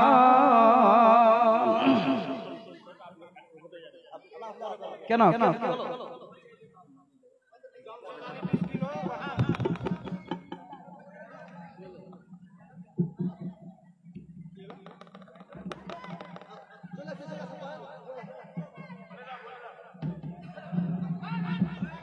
আপনারা বিচলিত হবেন না। মনিরুল ইসলাম সাহেব এসে গেছেন, এই সামনে এসে গেছেন। আপনারা শান্তিভাবে বসে যান, সবাই শান্তিভাবে বসে যান। মা বোনেরা সবাই শান্তিভাবে বসে যান, বসে যান, বিশৃঙ্খলা করবেন না, শান্তি বজায় রাখুন। হ্যাঁ, সেটে সেটে বসেন, আপনারা সব সেটে সেটে বসেন। নারে তাকবীর, নারে তাকবীর, রবে ইসলাম, রবে ইসলাম।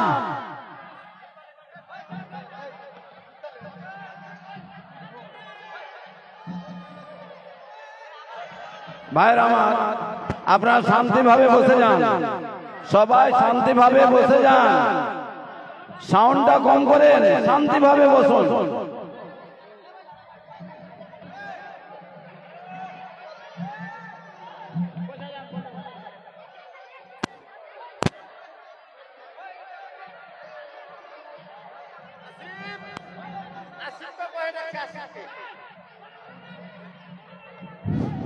বসে যান, সব বসে যান। আপনারা এত উত্তেজিত হবেন না, বসে যান, শান্তিভাবে বসুন। যার জন্য অপেক্ষা করছেন উনি এসে গেছেন,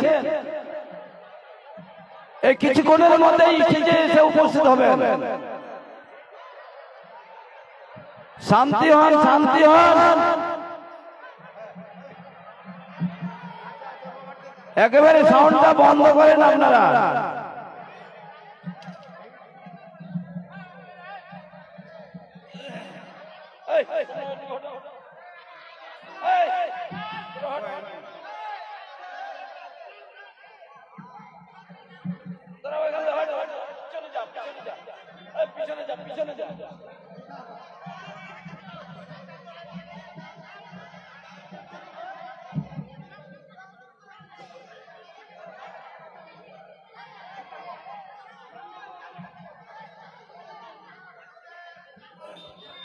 বসেন আপনারা। একটু বসেন, ধৈর্য ধরেন, বসেন। এতক্ষণ আপনারা চেঁচামেচি করলেন, এখন চুপ করে থাকেন।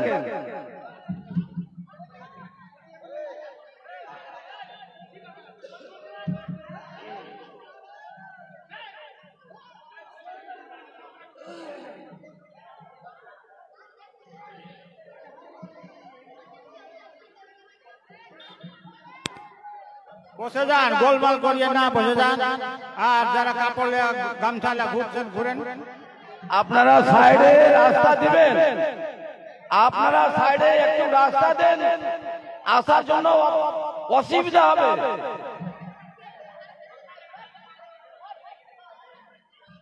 আপনারা সামনে একটু রাস্তা দেন, আসার জন্য সুযোগ দেন।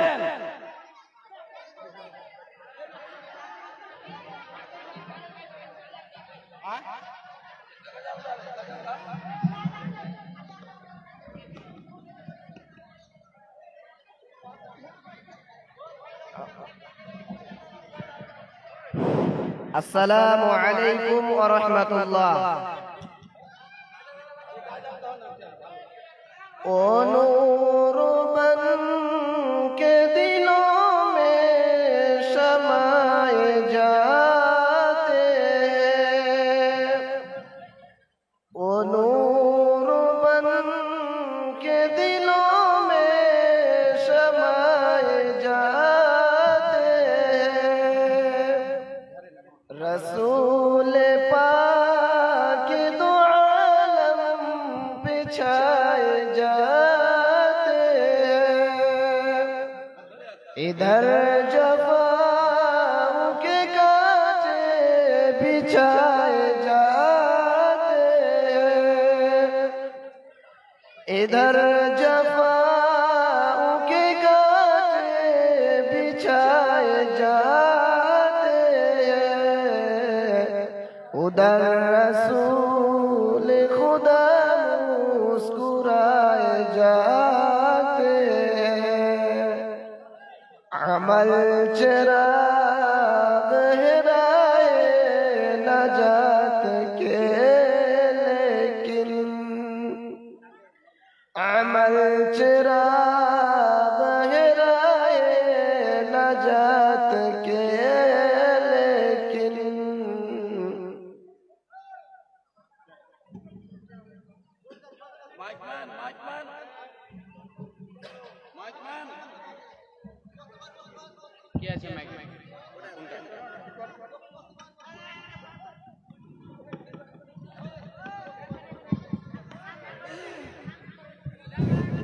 বসে যান, আপনারা সকলে বসে যান। আপনাদের সম্মুখে চলে এসেছেন